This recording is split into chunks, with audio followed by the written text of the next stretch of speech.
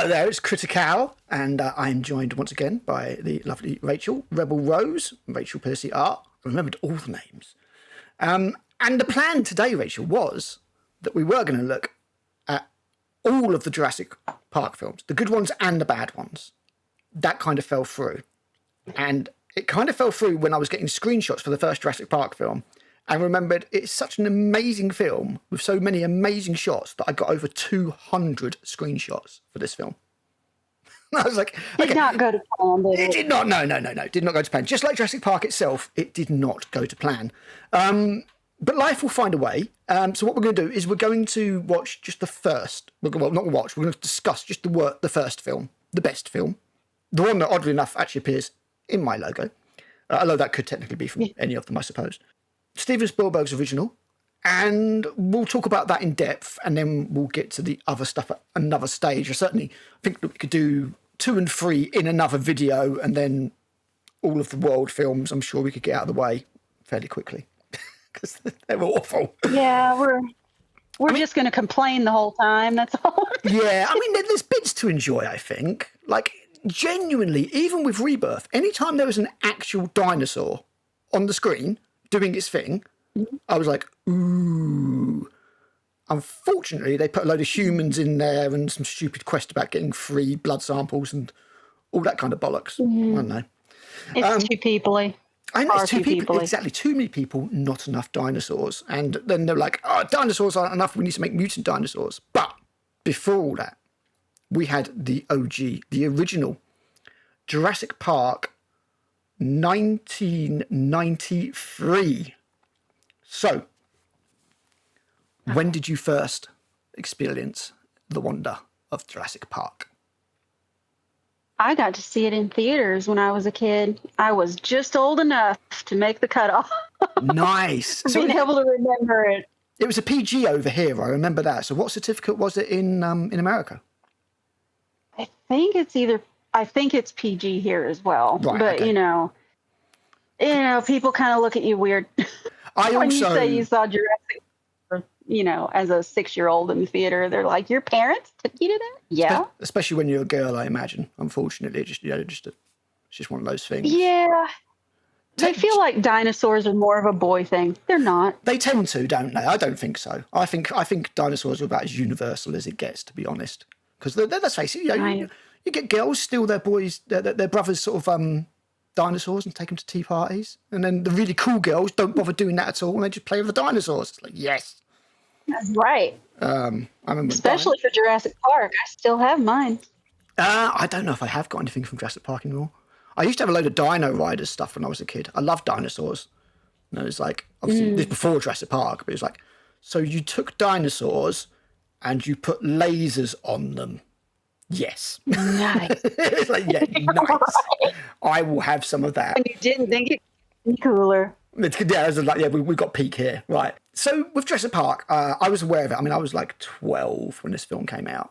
I was aware of it. I was super excited, super into dinosaurs. My favourite dinosaur at the time was Deinonychus, which we will get into a little bit later. Excellent.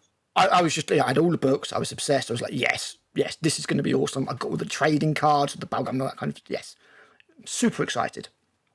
And my parents tricked me. They took us all to the cinema for like a little family outing down to Thurrock. And they pretended that we were all going to go see Bambi instead, which had been re-released at the same time. And it was only literally that they had me fooled right up until we would have to split to go the 2 different ways to the 2 different screens. My dad finally pulled me along and said, no, we're going to see Jurassic Park. They're going to see Bambi. And I was just like, oh my God. And yeah, core memory unlocked. Remember that for a lifetime kind of thing. Oh, yes. The first time you see this film.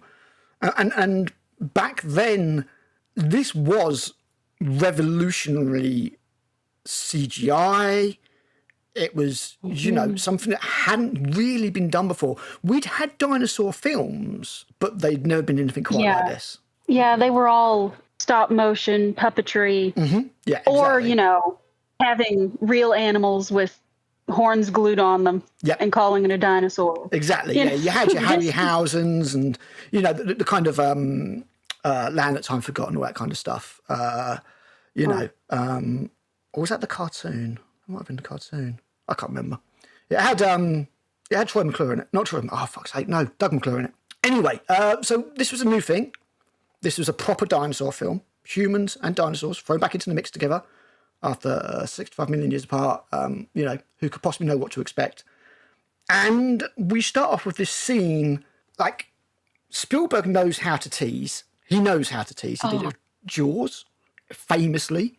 You don't see the damn shark until, like, 3/4 of the way through the film. And he knows to do the same thing in Jurassic Park. So we don't really get to see any dinosaurs here. But we get this kind of cool scene, all set at night, where they're taking the arrival of a new animal. Velociraptor. It's a velociraptor, yeah. Again, we don't know that at the time. It's like all played very tense. You know, you don't mess with Muldoon. He's very serious. This big cage comes in. It's squealing, and this. you see the slideshow. Whose granddad did they go and get and put in the security detail? That poor bastard looks like he should be home with a pipe and slippers. Oh, he's 2 days from retirement. It's amazing he made it through this scene. He's married as well. He's got his assault rifle. So yeah, we get this trigger discipline. Not so great. No, not really. No, it's, yeah. But yeah, I mean, yeah, Muldoon is very serious. It's very not Spielberg, I would say, to a certain level. And you can see from the inside of the cage, and, you know, Muldoon's like, you know, gatekeeper, raise the gate, they push the thing up. And unfortunately, it goes kind of tits up in that the velociraptors are like, aha, and they push the enclosure that they're in away from the gate. So there's a gap. This poor bloke here, who I'm going to call Manuel because I don't know what his real name is, has a bad time. And you could say that. It's pretty sort of it's pretty brutal for the start of a kids' film. I mean, it was marketed as a kids' film in some ways. It's pretty brutal, really. Lots of screaming, lots of. I remember the bit where he gets up. I presume it's done like with a hoist or something. Where he gets pulled halfway up the door while dude's trying to pull him back out. You know, as the velociraptors get hold of him. And you still don't know what's in that cage, and it's like, oh my God, what is in there? Yeah, exactly. What can lift a man like this? And we find out. We find out. So yeah, Muldoon tries to save the dude, and he's like, shoot her! I do apologise. I can actually remember Jurassic Park word for word. I don't know about you, Rachel, but yeah, I've just seen it that many times. The number of times I've quoted that recently, you wouldn't believe. So yeah. So yeah, we get this kind of fade, and we get to Gennaro, who's gone to this mine, this amber mine, and we get a bit of exposition here. Again, it's not overly heavy with the exposition, which I really like. Modern writers could learn a lot from this. It's just enough to show you what you need to know, which is that, you know, they're after amber. The amber's got the mosquitoes in it. We don't really know what, you know, unless you'd read the book, and there are some differences that we'll discuss in a bit. You wouldn't know what the amber was really for. That's all going to come in another piece of exposition a little bit later. This is the first time we see Martin Ferrero as Gennaro, your typical sleazebag lawyer, basically. And they go down into the mine, and yeah, he grabs this bit of amber, and it goes in on a mosquito on it. This is how you tease, or this is how you set up a story. Mm-hmm. Like, even in their conversation, it doesn't feel like exposition. It feels like a natural conversation that they would have. There's no awkward sort of, we are now going to tell the audience what we know just because the audience doesn't know it. Yeah, and it's, you know, he's explaining to Gennaro why he hasn't met with Hammond. It's because Hammond's daughter's going through a divorce, and that's why he has the grandkids later. Yeah. It's setting it all up perfectly in a natural way. And you're right. This should be used as an example of how you set up a story. Mm-hmm. Yeah, because there's so many instances we've seen since where the exposition, I mean, one of the worst I can think of, and I think it might be one of the worst screenplays I've ever seen in my entire life, was the third Venom film. I don't know if you saw it. But, your Lord, yeah. The Last Dance. You've got the bits where the scientist and the general are talking to each other, telling each other things that are absolutely obvious, that are on screen, and that they both know, just so that the audience is clued in. I'm And it's one of the worst written things I've ever seen in my entire life. That film is absolutely awful. But we'll talk about Jurassic Park. So we cut from here to a dig site in Montana, which is where you find all the good dinosaurs. Most of the T-Rexes are found in Montana. Yeah. It's the hot spot. I know that from when I... the Badlands. Exactly, yeah. I know that from when I read my dinosaur books and everything. And you've got this one in here, and obviously this has been recreated off of an actual skeleton. You've got the post-mortem neck snap, as it were, as the tendons change. If I remember my books correctly, it's been a long time. And they're uncovering this velociraptor. I think anybody who went into this all knows about fossils, how fossils are made. They're not actually bone, what they actually are. And we cut to this sort of scene where we've got... Now, I'm sure one of these, and I can't remember which one it is, I think it's this guy here with the moustache, is an actual paleontologist. I could have sworn one of them was, and he looks like the one who might be. I'm sure I remember one of them being an extra. But they've got this device... I know it's the one that worked on this. Sorry? Horner is in here somewhere.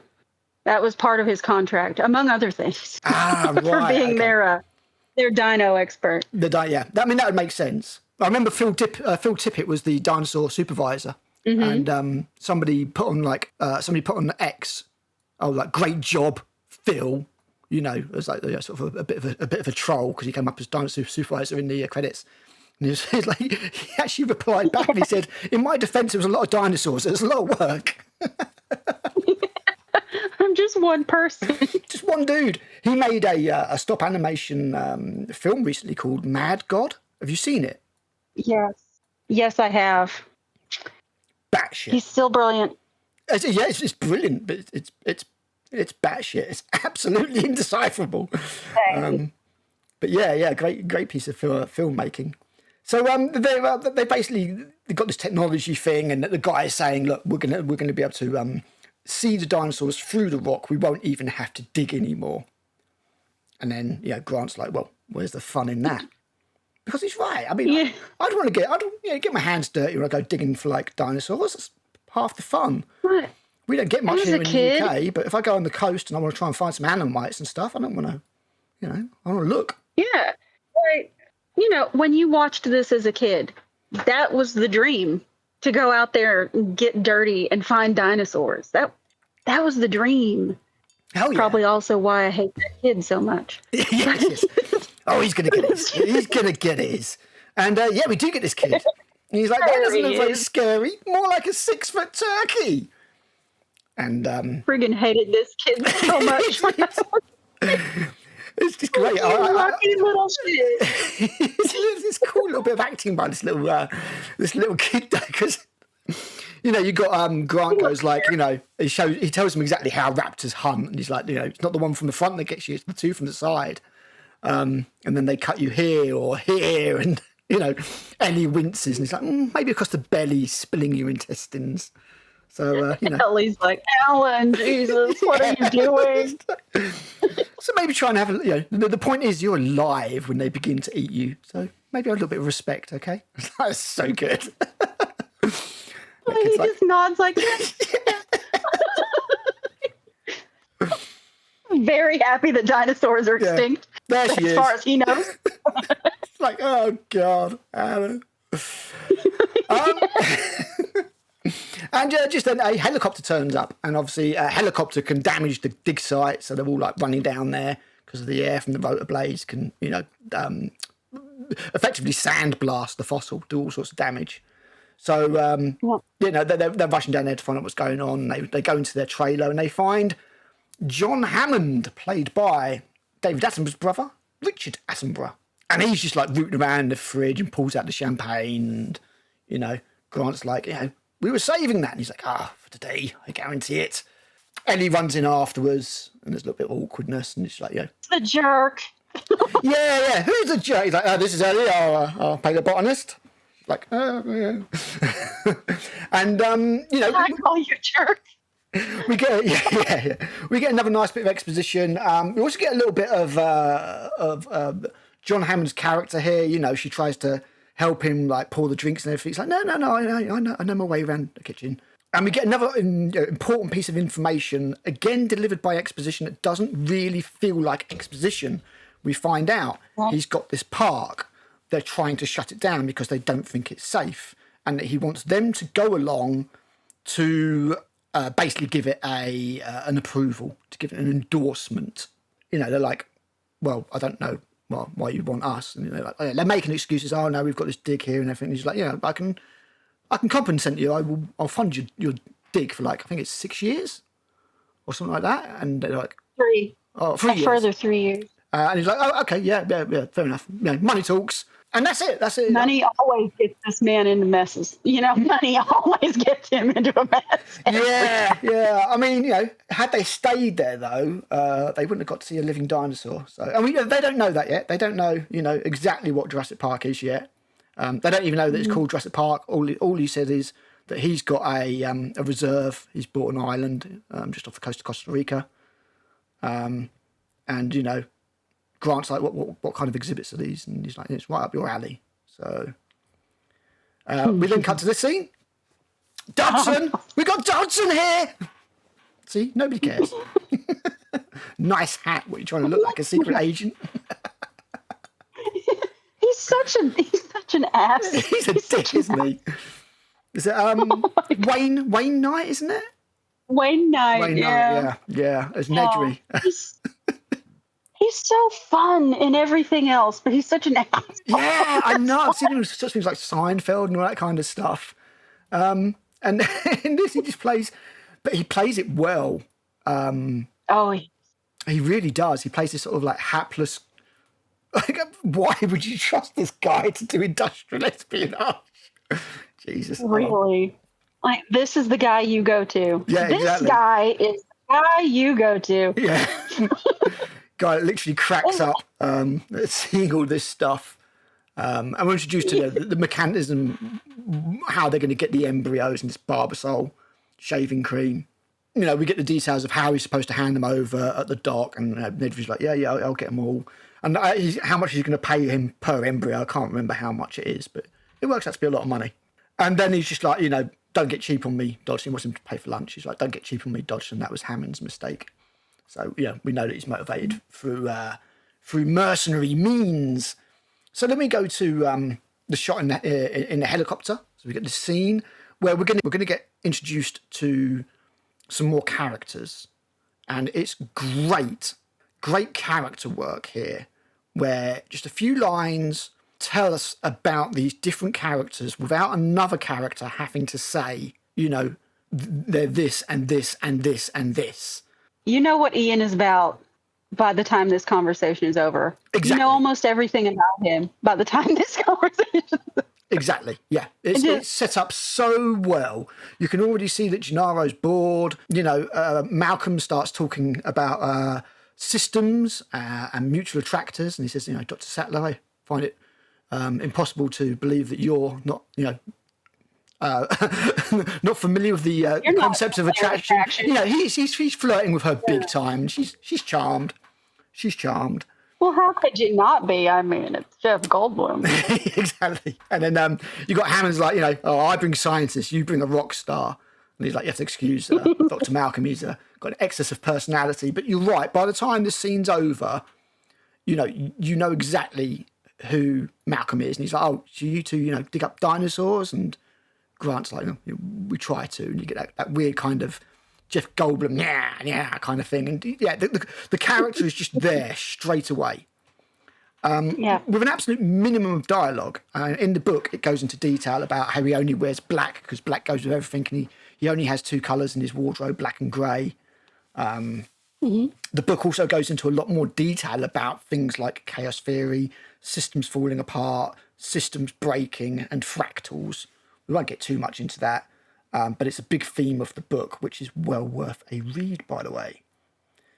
So then we get like this, I can only really describe it as an awesome money shot. It's that perfect synthesis of music and visual.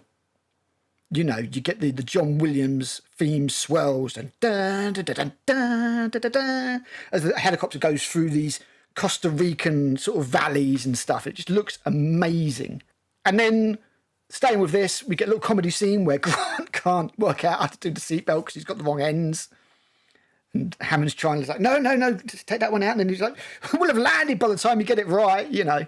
Again, it's all character building because what Grant does, he just ties it in a knot. And it's also funny that he's trying to connect the two female ends. It's kind of a little bit of a foreshadowing for, you know, you can find a way. Yep. Life will find a way. Life will find a way, yep. I hadn't considered that. It's very good. That's really good. I hadn't thought of that. They get off the helicopter, they're in the Jeep. Gennaro's basically saying how much of a situation Hammond is in. And again, this seems like a perfectly reasonable conversation to take place between these two people at this point to give the audience some more information. And it's like, you know, in 20 to 24 hours, if I'm not convinced, they're not convinced, I'll shut you down. And then Hammond's like, in 24 hours, I'll be accepting your apology. And this is where there is a scene that was in the cinema, I swear this, and I've never seen it in any other cut of the film. You see the leaf here that Sattler is studying. Mm-hmm. I swear I saw her take that leaf in the film. I cannot confirm that because I have never seen that. I swear in the original film that I saw in the cinema, she reaches out and takes that leaf off of a plant because otherwise how does she get it? Mm-hmm. What I can't tell you, because I've only seen it once, is why that would have been cut from every other version of the film. Was there something in frame they realised that wasn't supposed to be like a boom mic at the top or something, you know? It could have been, really. I mean, I've seen that happen a lot where the boom mic does sneak in or there's some artifact in the background that they didn't catch in editing and they'll pull it out. I think the most egregious one is The Kid, which is a Disney film, and the boom mic is visible for a pretty important scene in the movie. Oh, really? And I saw that in theaters. I know I saw that in theaters because my mother took me and I made fun of it because it's perfectly visible. The entire boom is there. And, you know, they fixed that before it was re-released. They had it, you know, pulled and re-released. Just like Dylan's arm in The Predator, because that's probably the worst one I've seen. Right. It's like lifts him up. It's like, I can see his arm, you know. Unless he had 3 arms. Unless he had 3 arms. Yeah. So Sattler has got this leaf and she's saying, like, this leaf has been extinct for, you know, ages and everything. And Grant's like, look, shut up about your stupid fucking leaf and turn your head. There's a bloody dinosaur. Yeah, you're worried about a leaf and look. And, there's a Brachiosaurus. And you know, Grant's just like, it's a dinosaur. And these effects still held up fairly well, you know. Yeah. I mean, there's been a lot of stuff since that's looked worse. I mean, if you want to get nitpicky, if you really want to nitpick this movie, there are moments where it doesn't look quite as good as it could. But you have to remember, nobody did this before. Nobody did this before. Was it ILM, this one? Was it Industrial Light Magic, or was it somebody else? Yes, it was. ILM, it was. Yeah. And they weren't going to use this. Nope. They weren't going to use this at all. Yep. It was 2 guys that gave their personal time to figure out how to do it. Yep. Or it would have been a completely different movie. And it would have been the same kind of movie that we'd got for decades. It would have been stop motion. Yes, exactly. And you know, there's a lot of physical work in this as it is. Because, you know, CGI still had its limits at the end of the day. We were less, I mean, yeah, as you say, it was a brand new thing. We were less judgmental back then. This was the best thing we'd ever seen. This was just like, what? No, this is incredible. You'd gone from the Harryhausen and, you know, the other films of that era to this. And, yeah, there was just no comparison. So we were as blown away as Grant. We are Grant in this moment. Right. The feeling of seeing her for the first time. Mm-hmm. And this is the magic. This is the magic of Jurassic Park. Right. That I don't think the other films have matched, if I'm being honest. No. They really haven't. So, you know, they're asking questions about the Brachiosaurus, and he's like, oh, yeah, how fast? And then he goes, oh, you know, we clocked the T-Rex at 30. And he's like, what? So again, he's like, yeah, we've got T-Rex. And then Grant's just done. He's just like, You know, all of his dreams that he's ever had in his entire life have all just come true. He's going to get to see these animals that he studied only in a fossil form for his entire life. The thing he's devoted his life to. Exactly. And something that he could never have reasonably ever expected to have happened. The other thing I should mention at this point is I've gone past it because I didn't get enough slide shots, obviously. Was that Alan Grant? I know, right? Should have been 250 instead. Alan Grant doesn't like kids. Him, you know, he as they walk away from that kid that he terrifies in Montana. You know, Ellie was like, you know, he's like, you want one of those? And she's like, well, I want that kid. But, you know, a breed of child with, you know, Dr. Grant could be interesting. He's like, no, they're annoying, they're loud, they smell. They're smelly. Whereas in the book, he's a much more genial person who does like kids, you know. Yeah. And in the book, they're not a thing. No, they're not together in the book. No, they're not together in the book at all. I can see why they've put them together here. A little bit of romantic interest always helps with the tension and helps you care about characters. There's a lot of people who have, in recent years, been pointing out that the age gap between them was extremely... Well, they say it's inappropriate. I was like, she's an adult, she can make her own mind up. She didn't seem that young in this film to me. When I saw this film, I was like, she's probably up 30 or so. I had no idea that she was like 22 or something at the time. That's about the age that I would have put her at, was between 30 and 35. Yeah. You know, she just looks older than she is. So it makes sense. And acts older too. She's not like, you know, I mean, God, if like 20-odd-year-olds acted like these days, we probably wouldn't have any problems. She's very, very mature for her age, you know. She is. And her character is a paleobotanist. She has her doctorate, so it makes sense that she's in her 30s. Yeah, it would do, wouldn't it? I mean, you know, all these people are like, oh, you know, she's established in her field. I don't think she's, you know, this oh, God, what's the fainting violet? No. Shrinking violet. Or shrinking. Shrinking violet, that's it. I don't think she's like the shrinking violet character or anything like that. She's fairly independent, although still obviously totally feminine, because this is where we got, no, this is back in the 90s, kids. This is before we had the era of the insufferable girl boss. Yeah, before the dark times, before Disney. She's his equal. Yes. In everything. Yeah, I think so. I absolutely think so. And she hasn't abandoned who she is as a woman to be his equal. Mm-hmm. She just is. Yeah, no, I totally agree. Great characters all round. Obviously, John Hammond is a completely different character here from the book.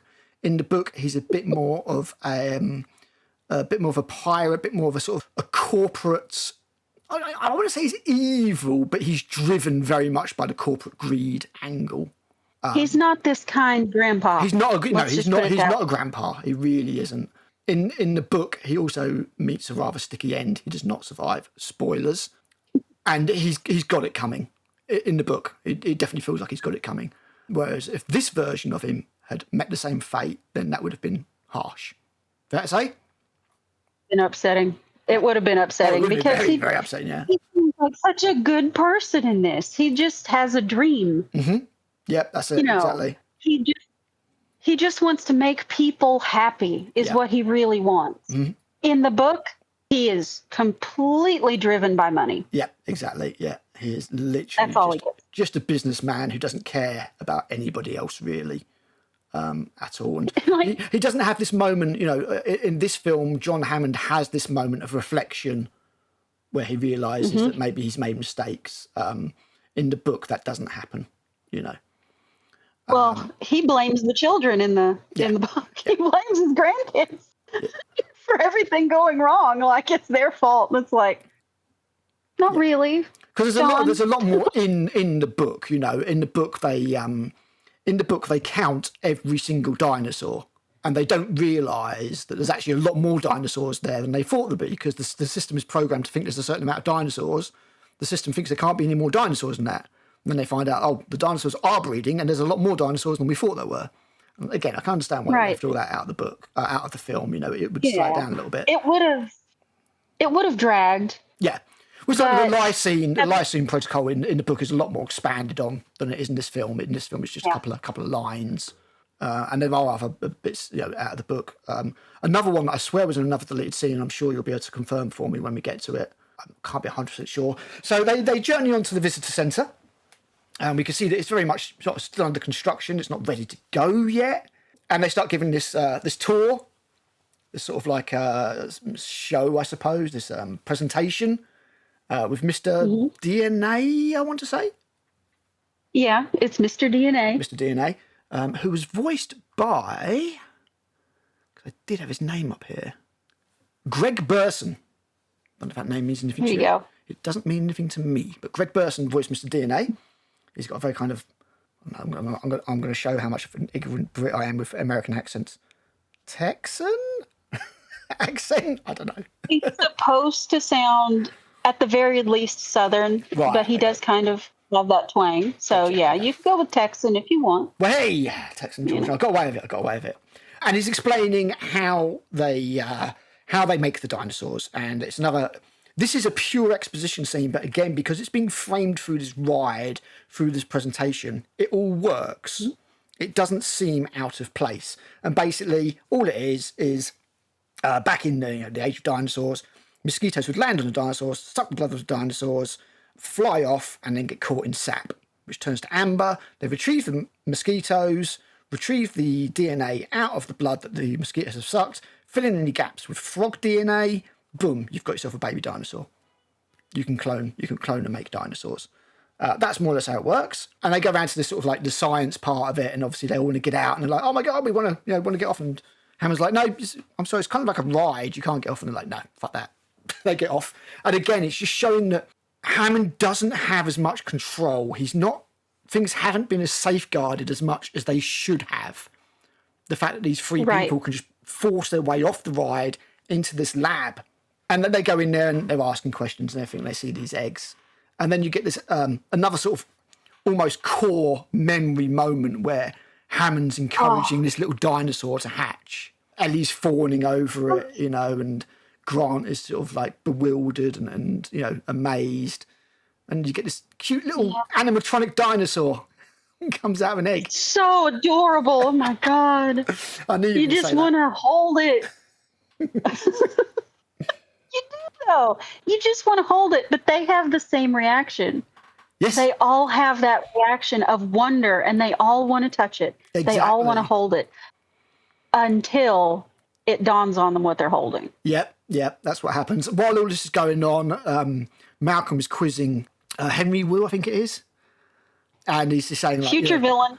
Yeah, unfortunately, that's his ultimate arc. And he's like, how do you know? Well, he's just like, how do you control breeding? And Henry Wu, because all the dinosaurs are female. And Malcolm's having none of it. He's like, well, how do you know? You go up there and check their skirts, and this is a bit of what happens in the book, but what happens in the book turns out to be a lot more mathematical and computer-based than what's told here, kind of thing. A lot of the explanation for the breeding is eventually the same, but we find out that all dinosaurs are female, and that should mean that they're not able to breed. Clearly, they've not heard of parthenogenesis. Of course not. Yeah, there we go. Grant's got the little baby dinosaur, and he's like, un momento bitter, what the fuck is this? And he was like, yeah, it's a velociraptor. He's like, you bred raptors? And Henry was just like nodding. She's like, yeah, of course we did. Like, the tone shift. Yeah. It's massive, isn't it? Perfect. Yeah, Sam Neill does this really good job of just sort of looks back down like, oh my God.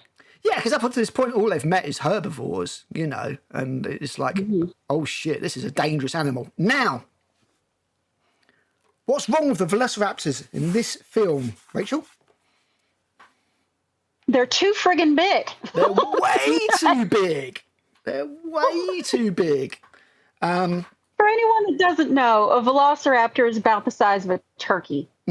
Yep, couple of foot. A large chicken, a turkey. They are not 6 foot tall. No. Originally, these dinosaurs were meant to be Deinonychus.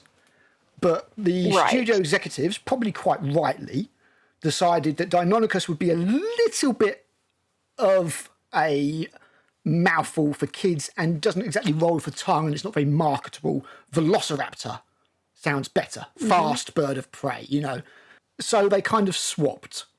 So they kind of said, look, this is actually a velociraptor, but the animal itself, even extending to the artwork that I had on the cards, the trading cards and everything like that, is of Deinonychus, which means terrible claw. Like I said, I used to be a dino nerd. I don't know if you ever stopped being a dino nerd, to be honest. You don't. I mean, look at us. I know, right? Gushing over this 33-year-old dinosaur film. So, from there, we're like, okay, we'll have to go see the velociraptors. And Robert Muldoon's there, and, they're talking about it. And for Grant, this has completely changed now.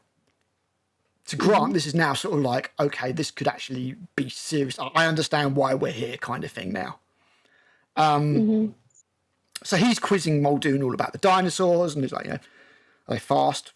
He's like, they're lethal at 6 weeks or something. And I do mean lethal. And he's like, they're fast, cheetah speed, if one got out in the open. And it's weird, because while this is going on, Hammond is talking to Sattler, to Ellie, about the cage. And you've actually got, they fade Hammond out a little bit in the mix, but you can actually hear both bits of the conversation. It's quite well done. But again, all your characters being set up here, Muldoon's like, I've hunted most things that can, hunt a human. But these are different.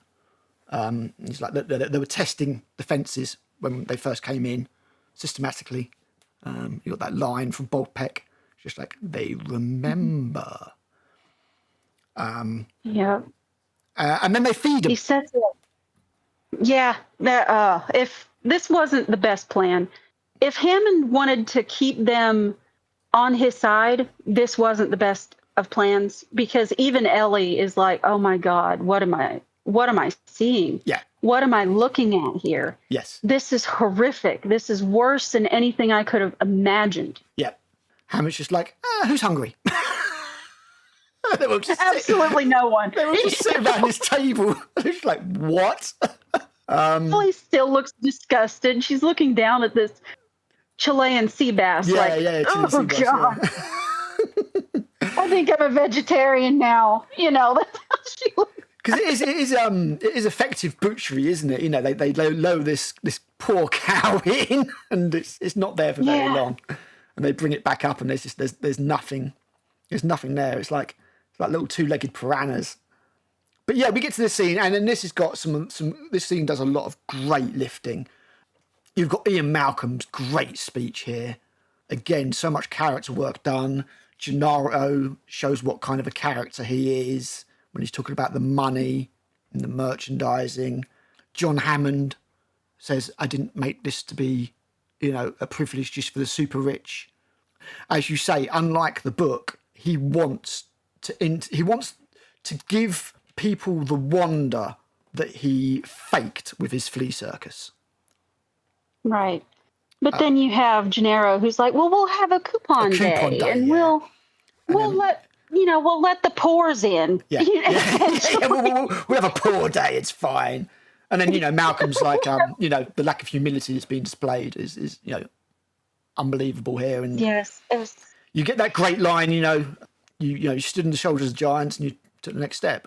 Before you knew what you had, you patented it, packaged it, put it on a lunchbox, and now you're going to sell it. So preoccupied as whether or not you could, you didn't think about whether or not you should. Great line. Really, this is the most important scene in the whole movie. I absolutely think it is. Yeah, I think the movie's core is in this scene. Everything. Yes. All of what Michael Crichton was trying to convey in the book is summed up in this scene. Because if I remember correctly, this is also where Ian Malcolm says, life finds a way. Yeah, it is. And, it's in the sense that you think you can control everything here, and you can't. Mm-hmm. And Ellie gives an example. Ellie says you've got plants in the foyer that they're deadly. You've picked them because they look nice, but these are living creatures. And they'll defend themselves if they have to. Yeah. And one of my favorite lines, I'm bringing you out here to defend me against these people, and the only one on my side is a blood-sucking lawyer. And Gennaro's like, thank you. Yeah. Like, at least I'm included in the conversation. And then he turns to Grant and he's like, look, if anybody can appreciate what I've done here, it's you. And Grant's very level. He just says, look, two species that have been separated by millions of years of evolution have just been thrown into the mix together. How can we possibly know what to expect? And that's a line that I remember from the trailer. Because, again, the trailer really went out of its way to not show you very much. You really... the trailer... These days, trailers are full of money shots to drag people in. Back then, they didn't have to. The wonder was there already.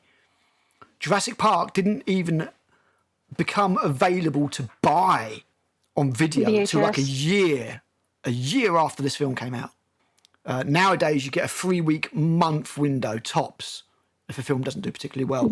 Yeah. You know, you can go and just straight away just go and experience it on a TV that's, pretty big. Back in these days, I don't think flat screens were even invented. I think it was done on bloody CRT TVs, just big ones. Yeah. It was still a big screen TV then would be dwarfed to what we now have. Exactly. Just as an average TV. Yeah. And I think people forget when we're talking about these, the anticipation we had for when we could bring it home and watch it whenever we wanted. Oh, God, yes. Yes, absolutely. We don't have that now. Nope. Or people have forgotten that a movie might be in the regular theater for 2 months, 3 months. Jurassic Park but then it would go into the dollar. Jurassic Park was 6 months at the cinema. Yeah. And then it would go into the dollar theater. Mm-hmm. And you could just, sorry, the cat is having a fit. And it would stay there for another 6 months or so. Mm-hmm. Yeah, exactly. It'd be There's at a least reason. Absolute minimum 6 months before you'd even be able to rent it on a video. Right. And that's why these movies, not just because they were better, but that's part of why they were so successful. Yes. Well, it's intrinsic value, isn't it? You have more value on something that is more scarce and less obtainable. So once you have these things digitally and you can experience them as much as you want and you haven't had to put any effort into acquiring them, they hold less value. It's as simple as that. Exactly. It's like there's nothing that has come out that I have felt like I had to see it on the big screen. Well, there's one. I mean, maybe the Avatar films. Yeah, that's the only exception because it's better. It's more of an experience. And I would say Dune might be the other one. Denis Villeneuve's Dune. That's definitely better on the big screen. But other than that, and maybe some directors like Nolan, for example, yeah, absolutely.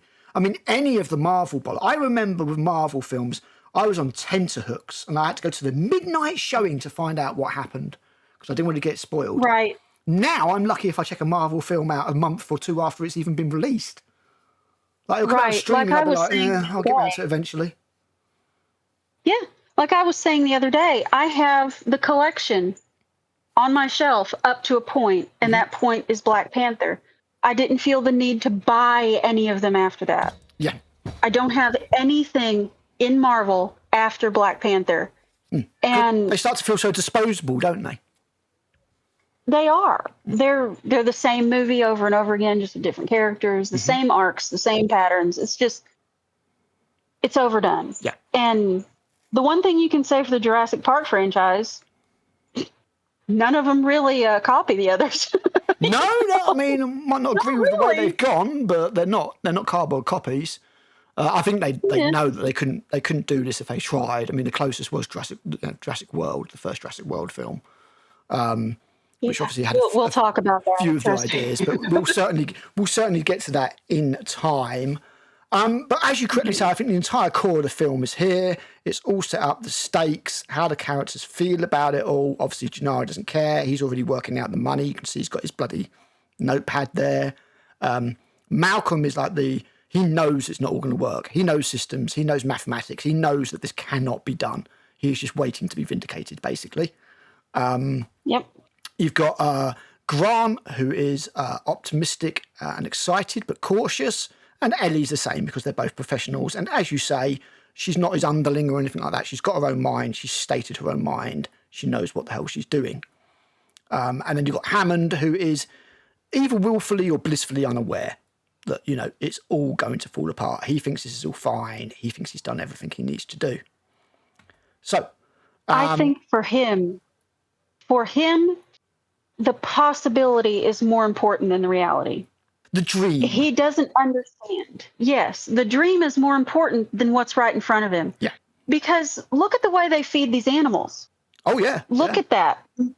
That would terrify most people away from ever going there again. Yeah, I mean, you presume that would not be done to visitors? I mean, it fed at night or something? Cause, one would hope. I don't know. One would hope, but then in Jurassic World, that's a show. Yes, true. Yeah, the mosasaur, yeah. Oh. And the T-Rex feeding time. It's in there because the kids are complaining that they can't see anything because they're too short. Oh, right. Okay. I remember they got that bloody D-Rex, Dominant? No. Kid. What's the Rex thing called? The white Indominus. thing. Indominus. The Indominus. No, back to the good film.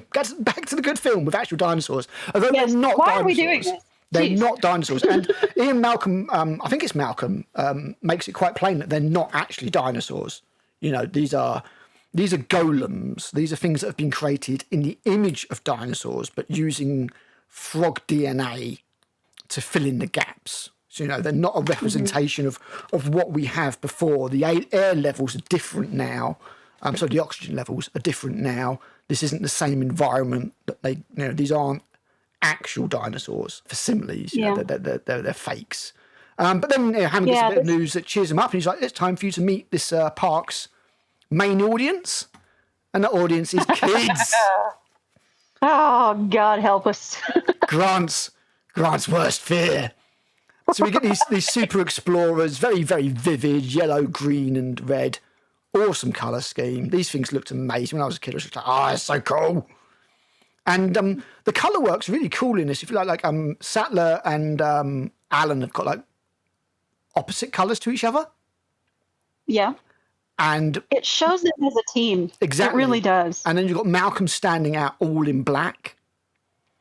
Mm-hmm. None of this is coincidental. None of this is all planned, especially by somebody like Spielberg, who had been very specific about how these people are dressed. Hammond is all in white.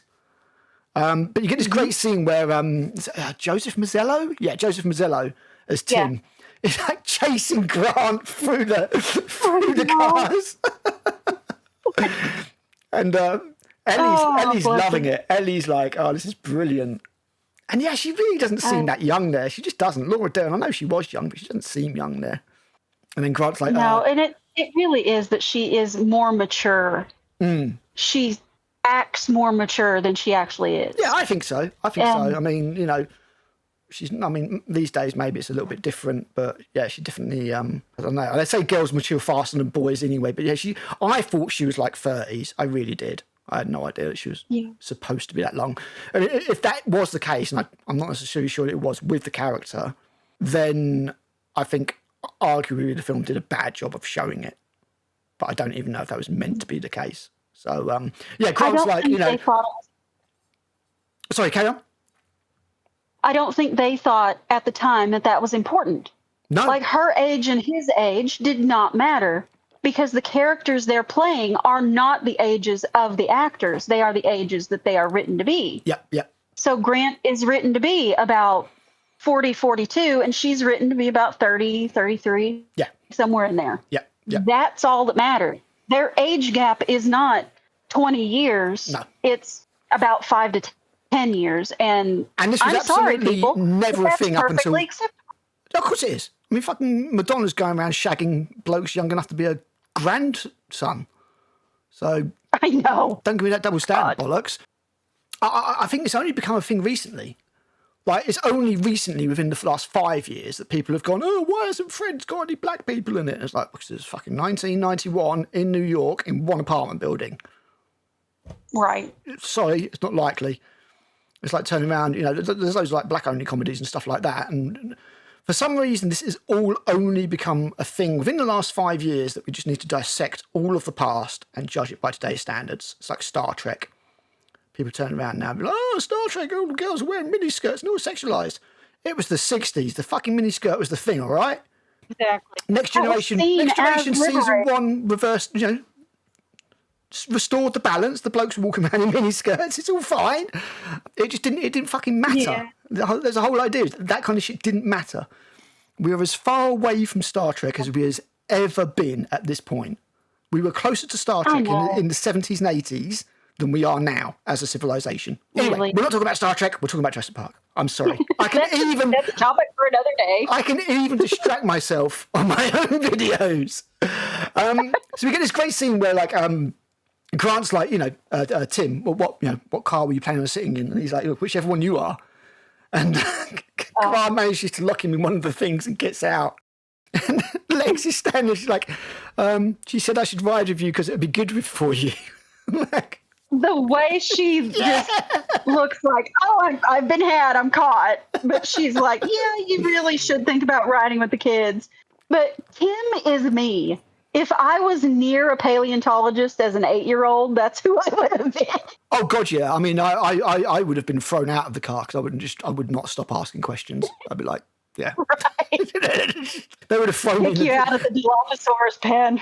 I was going to say they would have yeeted me into the Dilophosaurus pen. All right, we'll see if we get this. See if this can get its cut out. So they go off driving, and they're talking about all these minor little problems, like the door locks aren't working and a few things like that. And it's all just showing you that this is not as foolproof as you think it could be. And I think it's Muldoon that turns around and says, we've got all the major problems of a theme park and a zoo. We've got the problems of both. So there's that much more to fix. But, Hammond gets on there. He's like, the voice you're hearing now is Richard Kiley. We spared no expense. As they're getting this. Except when it came to the important stuff. Apart from when it came to the important stuff, yeah.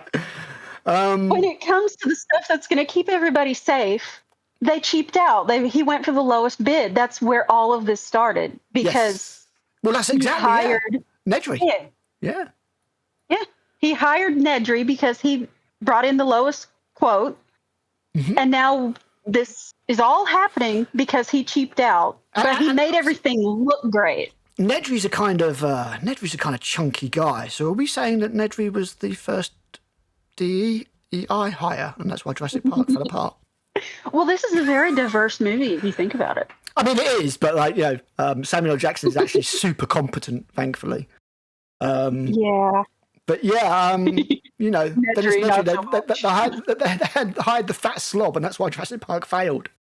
But yeah, they go off to the Dilophosaur pen. Now, Rachel, what's wrong with the Dilophosaur in Jurassic Park? The opposite problem for the Velociraptor. Exactly. It's too friggin' small. It's way too small. It's about 10 feet too small. Mm-hmm. They didn't spit venom.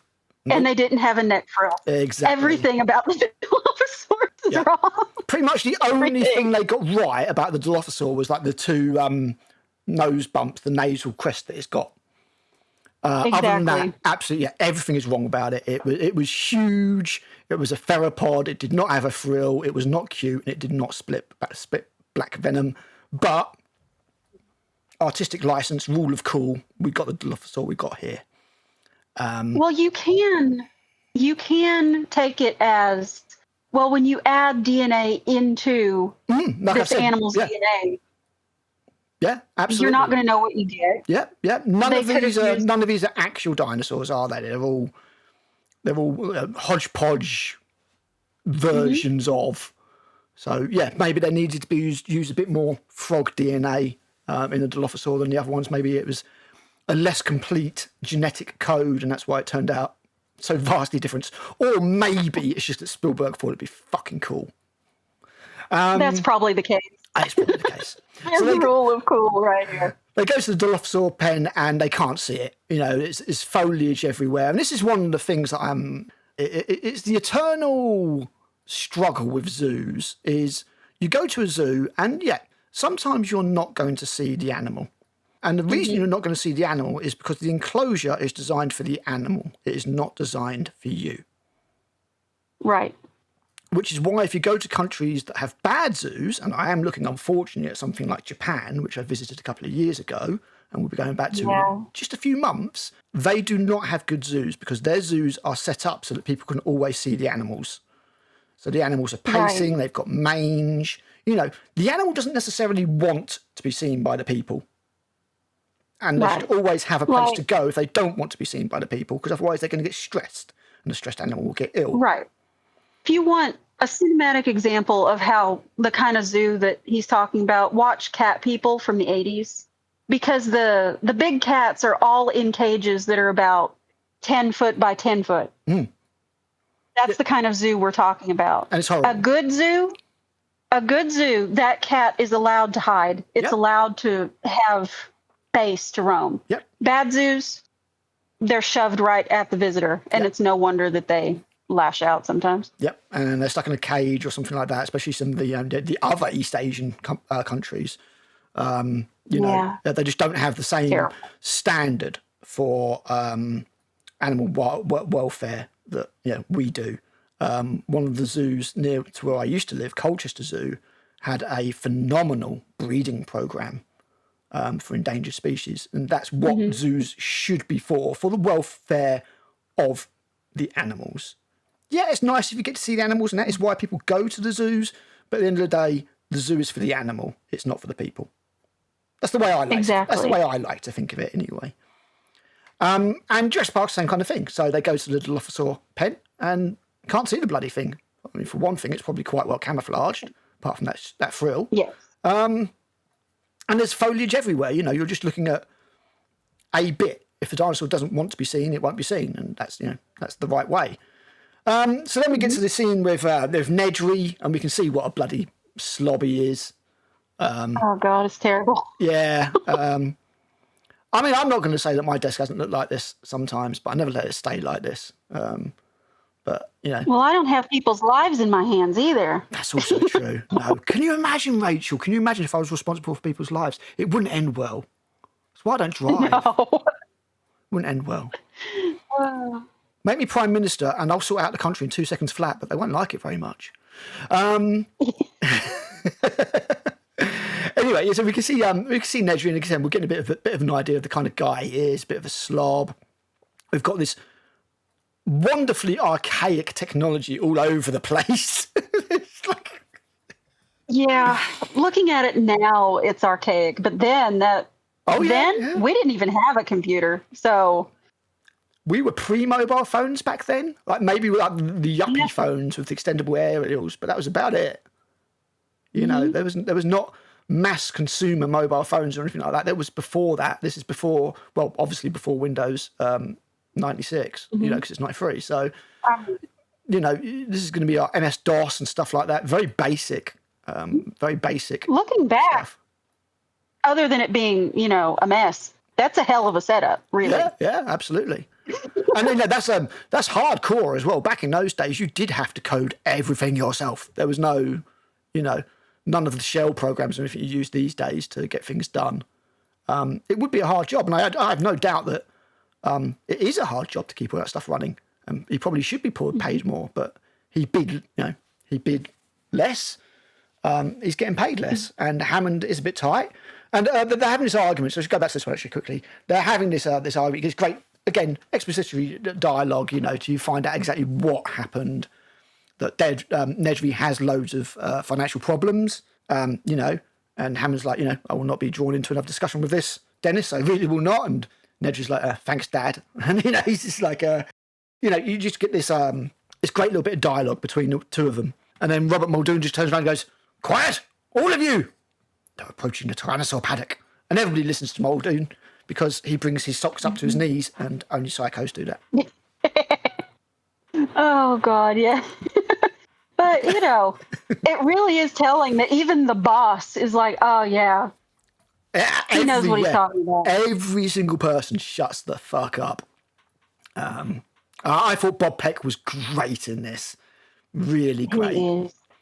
He really sells the character that Muldoon was in the book. He's even more of a badass in the book. He is my God, way more of a badass in the book. This is sort of like ex-White Hunter kind of reserve specialist time is what you get from him, really, don't you? Maybe Yes. maybe a little bit of military experience, stuff like that. Mm-hmm. Yeah, brilliant. I can believe it. Yeah, he's so good. So we then go to the Tyrannosaur paddock for the first time round. And again, it's much the same. T-Rex, she does not want to be seen. She's like, no, screw you guys. And we get this great line in Malcolm's like, is it man creates dinosaur, dinosaur kills God man? creates man. Oh, God creates man, that's it, yeah. God creates dinosaur, God kills dinosaur, God creates man kills God, man creates dinosaur, and then Sattler's like, dinosaur eats man, woman inherits the earth. They both turn and look at her like, you feminist? We didn't even know that about you. It's great. I think Sattler's so cool in this. I think I definitely had a little bit of a crush. Even though like Lex would have been closer to my age, I think I definitely had a crush on Eddie. Well, I mean, I had a crush on Alan Grant, and he was there you go, like 35 years older than me. So then I think it's Arnold's like, we're going to try and tempt the T-Rex out. You got this poor little goat, and it's just like, no idea what's going to happen to it. Oh my god! And I think it just gets bored and just like kneels down eventually. Yeah, it lays down because it's like, well, I guess whatever. Just. And then Grant's like, T-Rex doesn't want to be fed. T-Rex wants to hunt. Right. And Lex is like, he's going to eat the goat. And John was like, what, you've never had lamb chops? She's like, I happen to be a vegetarian. He's like, of course you are. These days it'd be a vegan. It'd be a vegan these days.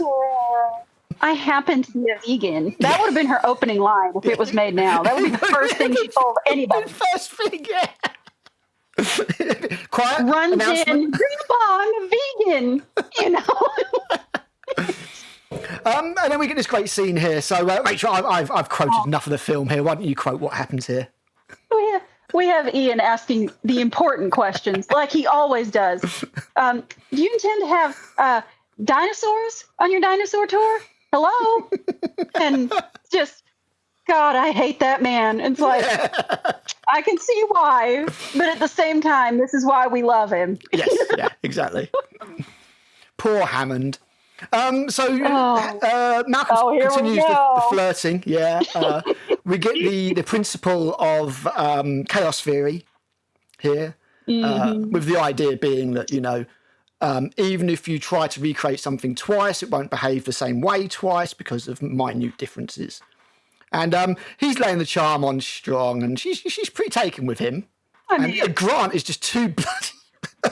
He's oblivious. He doesn't even see what's happening. He doesn't even see it. He's just looking at this dinosaur. He's literally got a hand in his hand. He's like, tiny imperfections in your hand and stuff like that. Imperfections. Yeah, exactly. Very, very, very, very small imperfections. Microscopic. Microscopic, that's it, yeah. And then Grant just jumps out of the car. Friggin' car. Michael's like, look. Nobody could predict that Dr. Grant would jump out of the car.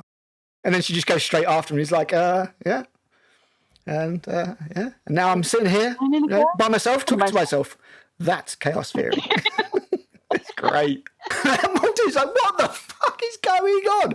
I told you need door locks on those cars. What the hell? That's a great shot. Look at that. Why does nobody listen to me? I know. Just the shock and anger on his face. Like, oh my God, what is wrong with these people?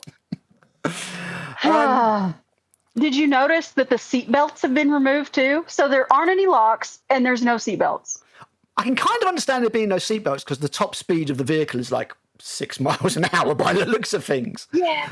All the safety measures have been removed. I mean, to be like having no door locks. It's like if you like have door locks on there, then where would be the point in having a toilet at the Tyrannosaur paddock? I mean, maybe the door locks only work while it's. I mean, while it's moving, you would think the doors probably shouldn't open. I think Muldoon's of all the places there in that one.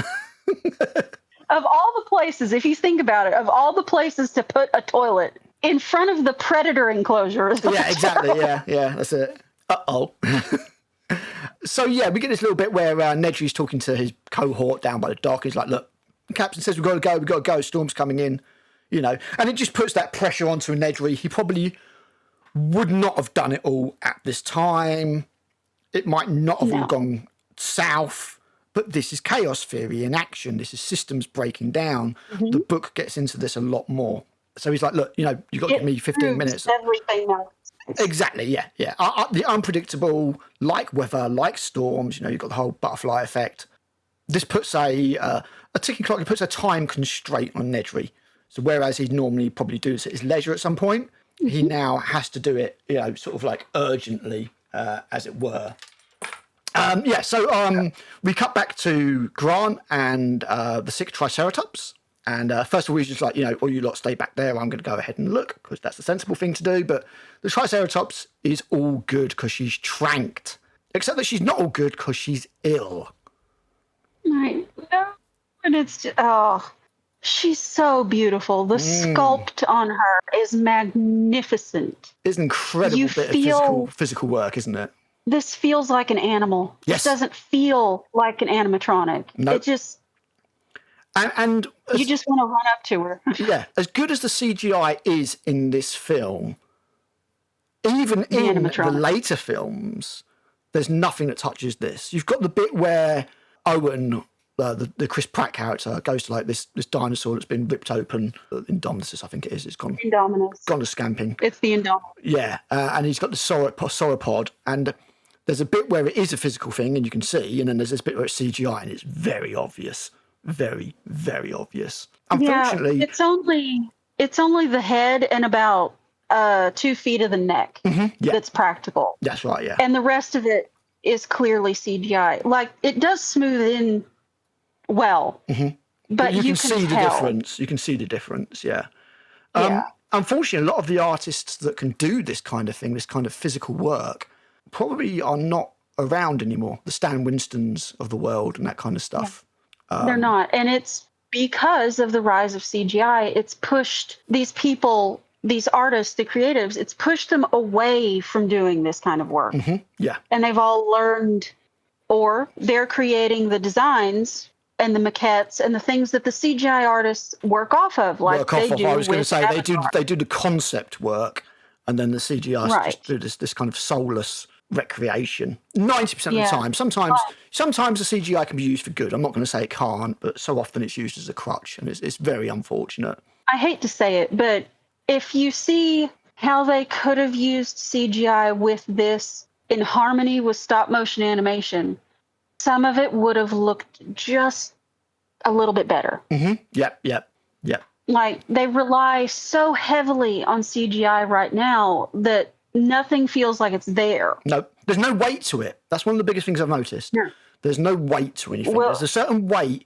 And also when they animate things, and I noticed this during that excretable Predator Badlands, the bit where they're fighting in the cave at the front, at the start, they're bouncing around like lemurs. There's no weight behind them at all. They're moving too fast. It just doesn't look right. Because when it comes to animation, you can make a rendering as detailed as you like and as lifelike as you like. But as soon as you're trying to make that move in a lifelike way, that's where you start failing. And that's where something like James Cameron's new mocap technology comes in and pays dividends, because it is a real person. Right. Like, that's kind of the argument, not to go too far into it, the argument that was had the other day. Can you really call that a performance? Well, yeah, because that is a person. Yeah.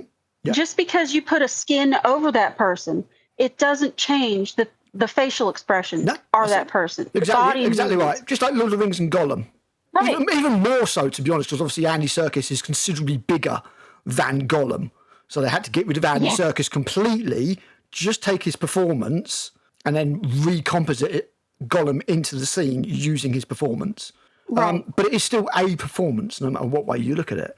It's not just a soulless bit of CG that's not doing anything. And you do see it so many times, and it is such a crutch. And you can see where it's been rushed. You can see Marvel are one of the biggest offenders of this.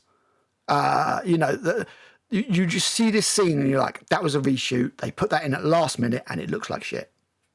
You know? Yeah, and their artists have to do so much in a year. Like this movie, while they were filming it, they were working on these effects. Even before they started filming, as soon as they had a script, as soon as they had storyboards, they were working on this. Yep. To make this look as real as possible. Like the work behind the scenes is just as fascinating as the story on screen. Now, yeah, absolutely. The team over at ILM is so overworked. They can't take the time to make things look good anymore. They just don't have the time. No, they don't. They just have to put something on screen. And it's not like the old days. I mean, I've got the prequel Star Wars films on Blu-ray, and there's a brilliant behind-the-scenes bit with George Lucas where he's working. They call it the Widowmaker shot because he made them work so hard on it to get it right, and it's Yoda right at the end of the Clone Wars, where he says, "Begun the Clone Wars have," and they just couldn't get the expression right, and he kept getting on it and kept getting on it. That level of perception no longer exists. Nowadays, it is just like, it's just good enough. We'll fix it in post. It's fine. It's good enough. Get it out there. Captain America this last year had some of the worst CGI I've seen in a mainstream movie, let alone one that costs hundreds and hundreds and hundreds of millions of pounds. I mean, for all of its problems, the Hulk movie from 2003, it didn't look as bad. No, I don't think so. When it came to Abomination, it didn't look as bad. It looks more comic-y, but at least it looks like he's there. He looks like he's in the scene. Abomination, or not Abomination. Red Hulk, He doesn't even look like he's in the scene. Forgive me, I only watched that movie once, and it was for a review. I'm exactly the same. Watched it once. Do that. No need to watch it again. Reviewed it, forgot about it. As I said in my video that I put out earlier today, I genuinely think they would have scrapped it if it were not for the fact that it was a first black Captain America film. If not for that, I think they would have scrapped it. They're walking away from that idea. You know, you can just feel the pullback. I think so. And it's a shame because, you know, I mean, it didn't need to be a bad idea without diverting too much. And again, I can always cut this out if I need to. Whether or not you feel that Bucky should have had the shield anyway, and I do, because I think he had the redemption arc and he was the one who should have had it. They just did the worst possible choice. They keep doing these things that, you know, you could be like, well, maybe there is a good reason for doing that, but it comes across as a DEI thing. And it's like, okay, prove to me this isn't just a DEI thing. And then they fail miserably by making a piece of shit. And it's just like, for fuck's sake. And it's like, how can you fail to make a Blade movie for 7 years? How? It's the easiest thing in the fucking world to do that and make money. Right. It's not even like Wesley Snipes is still locked up. He's there. You know, he's more than willing to play Blade. I mean, he just did. Yeah, exactly. He just did last year. Honestly, he could still do it. He could still do it. Just get. I mean, at the end of the day, it's no offense to Mr. Snipes, but it's a black dude wearing sunglasses for 90% of it in a trench coat. Get him in for the close-ups and have a stuntman do the action scenes. Like, Mahershala Ali is a good actor. Great actor. He's a very good actor. Can't believe he's been fucked over. Nobody wanted to see it. Nope. No. If you listen to fans. Especially nobody wanted it. With Marvel at that stage, because that was the stage where they were proper MCU and they were like, you know, everything's got to be a girl. And like, we're just going to use this to set up Blade's daughter. And it was like, yeah, this is fucked. Anyway, back to Jurassic Park. Back to what we're talking about. This is the danger of talking about good movies. You inevitably start talking about bad movies. Indeed. That this outshines. It leads you into what we have now or could have had now. I mean, just look at that shot. That shot is just incredible. Like, they used elephants to refer to for the texture on the skin and stuff like that. Yeah. And she's beautiful. That's not real. That's just, I mean, it's physical, but it's not real. That's not an animal there. But you could believe it is. You could believe it is. There's something even in the eyes, you know? Yeah. And this also is a performance. Yeah. You've probably got, I imagine there's people inside here puppeteering it. They're underneath. They're inside. Yeah. And I think there's two I think there's 2 operators. Okay. One that did the legs and the breathing motion, and one that did the face. Yeah, the eyes, because the eyes move and stuff like that, and the mouth moves, doesn't it? So yeah, and the tongue, microvesicles. And you have he's getting off. Look at that. He's loving it. I know. Wouldn't you, if you were an actor in that position, just to have something that perfectly physical to react to? Yeah, but you saw Ian McKellen break down when he's on a green screen because there's nothing there for him to act. He's like, this isn't acting. This isn't, Yeah. Acting means reacting at the end of the day. Right. That's why I give a lot of credit to actors that can do it convincingly when there's nothing. It's hard. There's to do, nothing there. Especially for somebody who grew up on stage like Ian McKellen, like your Patrick Stewarts, like your Gary Oldmans as well, to a certain level. Like Kate Winslet having to just bawl her eyes out over a pool noodle. Yeah. Doing her mocap. Yeah, that was... Zoe Saldana, I thought, was very, very, very good. Very good. Oh, my goodness. Yeah, she's very, very good at that. Not to divert again, but real quick. Just real quick. The fact that those are seen as lesser performances because there's CGI involved. Totally disagree. I think they're better performances because you still need to get the performance out from under a layer of CGI. I think that if you can emote while having that barrier between you and the audience, you are doing better than somebody who gets to use all their, their full, normal, natural face. Right. It's like, would you ever discount Doug Jones because he's in makeup? Exactly. Would you ever tell him that, your performance, it's just... Yeah. Never. Yeah. You would never tell him that. No, exactly. Because it's still him. He just has the makeup on. Yeah. It's like, give them the credit that they deserve. Yeah.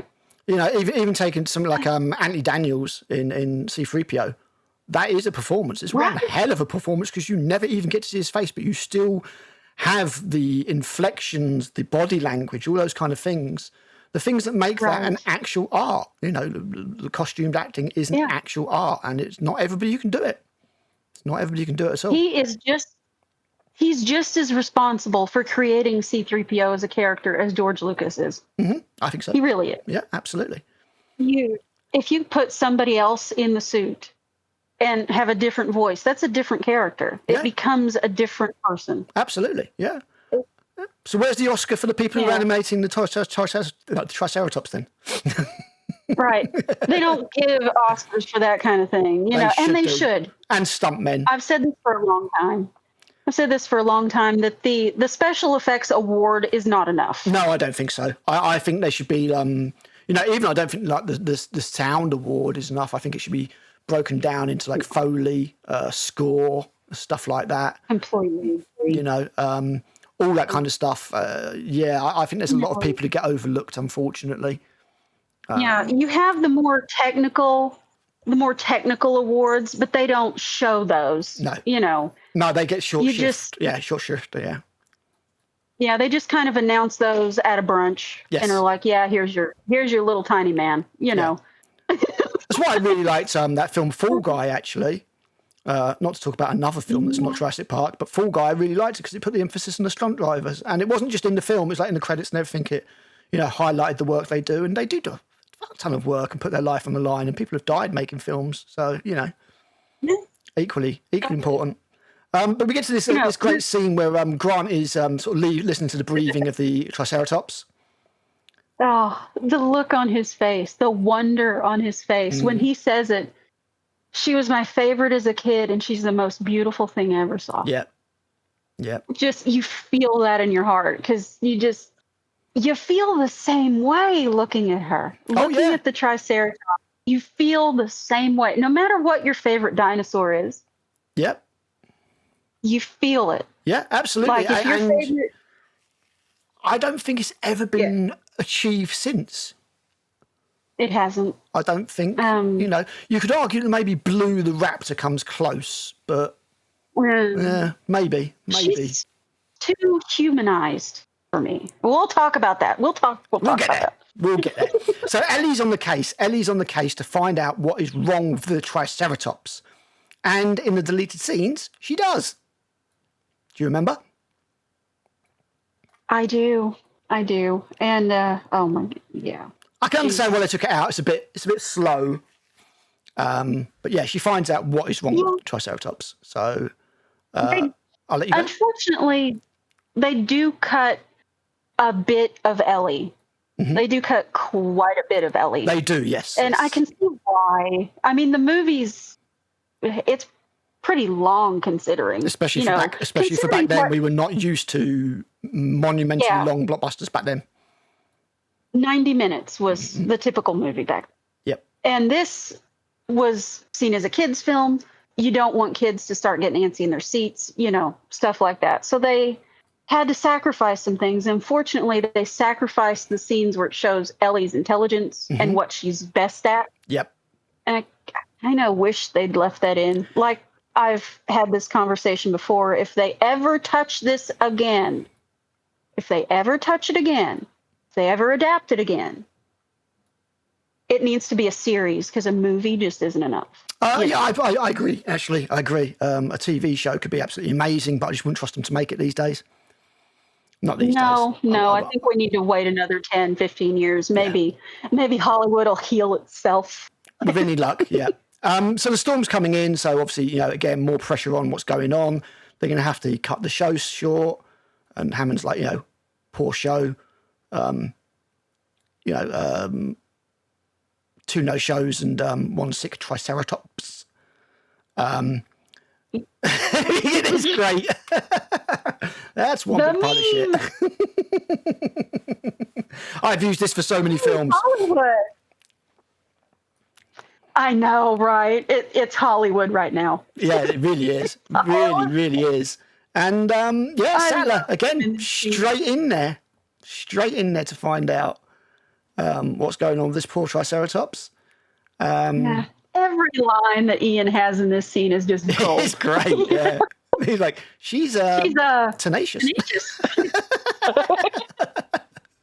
Well, she has just elbow deep in a big pile of crap, and he's still like, and then maybe she's not as hot as I thought she. And this is where we find out what got cut. So basically what's happening is Harding is correct. The Triceratops do not eat the West Indian lilac because it's poisonous. But what they do is they eat stones to aid with digestion. And when they eat the stones off the floor, they're picking up the West lilac berries and eating them and getting poisoned. Again, Ellie works this all out on her own, and it is cut. And I understand why, but it's a little bit of a shame. It is a little bit of a shame because it is a good moment for her. So then the storm breaks. John's like, we need to get the hell out of here. She's going to stay with Harding. They're all going to go. Job's a good one. They get back in the car and they're sort of heading back. And then Nedry strikes basically and shuts down everything while he tries to get out. He's left some fences on, but he's turned off the ones that he needs to escape, basically. Now, that's annoying, because I did get... There's a big gap there, isn't there? There's a great big gap there. Well, we will just have to fill it in, won't we? Won't we? So, what happens is Nedry goes to the cold storage facility. He's like, I need to go get a soda. And they're like, yeah, whatever, fat, so off you go. And there's a typo on one of the dinosaurs. I don't know if you ever noticed it. Right. But it says Stegosaurus, not Stegosaurus. Yeah. Trust me. Even as a kid, I was like, eh? Yeah. I thought it was some kind of American thing. I was like, maybe they just spell it different in America? Like, I don't know. No, it's Stegosaurus. Even here, we and little nerd, they spelled that wrong. Yeah, damn right. We watched the movie. Yep. That wasn't getting past my autistic brain. I was just like, no, that's wrong, you bastards. You didn't do your research. Should have got me on this film. But yeah. So he gets all the embryos and off he goes. He's turned off the fences that he needs to escape. Malcolm's talking about Sattler and he's like, are you two together? And like, if the penny finally drops for Alan, he's like, hang on. this dude's trying to get on my girl. He's like, yeah, we're together. What the fuck you doing, dude? Alan's brilliant. Alan's brilliant unless he's dealing with other people. Yeah. And then exactly. he's a bit oblivious. He's a bit flat-footed. Yeah, exactly. He's like me when I'm talking to a girl in the bar and I'm like, oh, yeah, you're lovely. She's like, I want this guy to kiss me. And I'm like, no, yeah, you're really nice. Nice to talk to you. Yeah, all right, bye. And she's like, what the fuck's going on? I was playing with my hair. I was smiling. What the hell? I gave him all the signals. Like, no, didn't notice any of it. Sorry. I guarantee that Ellie had to be the one to pursue Alan because he wouldn't have even thought about it. You know it. Yeah, absolutely. Absolutely. So Nedry's driving off. He's trying to escape, get to the East Dock, and he crashes into the bloody thing. And unfortunately, in what could be also considered another design oversight, the thing can spin anywhere. Yeah. So, he's lost. Everything is going against him. The things that aren't high technology go completely against Nedry. Yes. His glasses fog up. He can't see where he's going. Yep. And if anybody had put 2 nails in this sign, exactly. He would have been okay. That's all it took. Was just one more nail in the sign, and he would have got away with it. He would have got away with it with one of those pesky nails. Arnold's trying to work out what the hell Nedry's been doing, smoking cigarettes right down to the filter. Ugh. And he just keeps getting the you didn't say the magic word. And then, God, I hate this hacker crap. Yep. Yeah. Me, every time I try to get my computer to do more than 2 things at once. I know, right? It's like, why won't you run with 250 Chrome tabs? What's wrong with you, computer? And then, they're talking, and I think this is after he's gone out and checked on the kids, and he's like, the kids okay? Because obviously all the cars have stopped and everything. He's like, yeah, why wouldn't they be? And he's like, kids get scared. And Alan's completely oblivious again. He's like, yeah, they'll be fine. The kids are playing in the back. Why would kids be scared? Exactly, yeah. Well, it's nothing. It's only a little bit of a storm. It's only a power outage. Timmy's got the goggles. Yes, they're having fun. Until Gennaro's like, are they heavy? And he's like, yeah. He's like, then they're expensive. Put them back. It's like, oh, Gennaro, you're about to get it. He's like, whatever. My grandpa owns this shit. It's what she said to me. He's like, literally, like, this is all my grandpa's. Go fuck yourself. To be fair, these days you probably would. Oh. And he's having a look through, and the goat's gone. And this is a great build-up of tension, because at the moment it's really quite innocuous. It just powers out, they're chilling out, it's all fine. We know as audience members that something's going to kick off, but they don't. So he looks around, the goat's gone. And Lexi's like, where's the goat? And then this haunch of lamb just lands on the roof. Oh my God. If they weren't scared before, they sure as hell are now. Oh yeah. And then we get to see the mama. There she is. All physical. Roberta, you beauty. Big old T-Rex head. Rears up. And you're like, and it just like swallows the goat. And Gennaro, even this is before even the fence has been taken or anything. Gennaro's like, I am out of here. Like, abandons the kids. Unfortunately, runs off to the Unfortunately, party. this is the big departure from the book. This is one of the biggest departures from the book. Huge. Obviously a bit Spielbergish and played for jokes. We all know how Stephen feels about lawyers. Yeah. Yeah.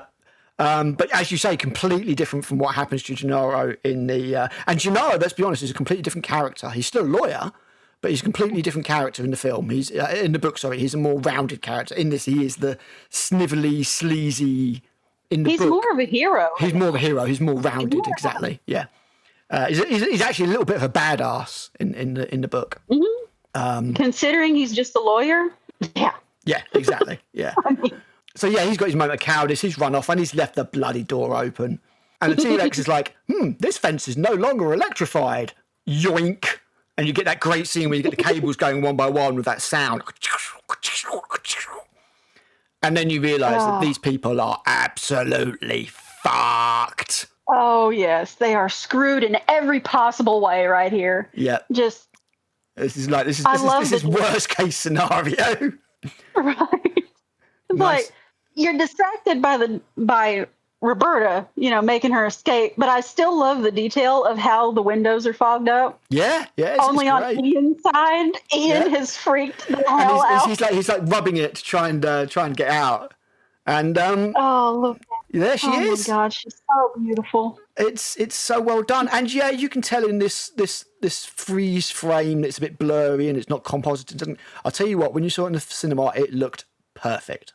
Right. When you saw her come out on the screen, any flaws, you couldn't see them. No. You were just in awe of her. Yep.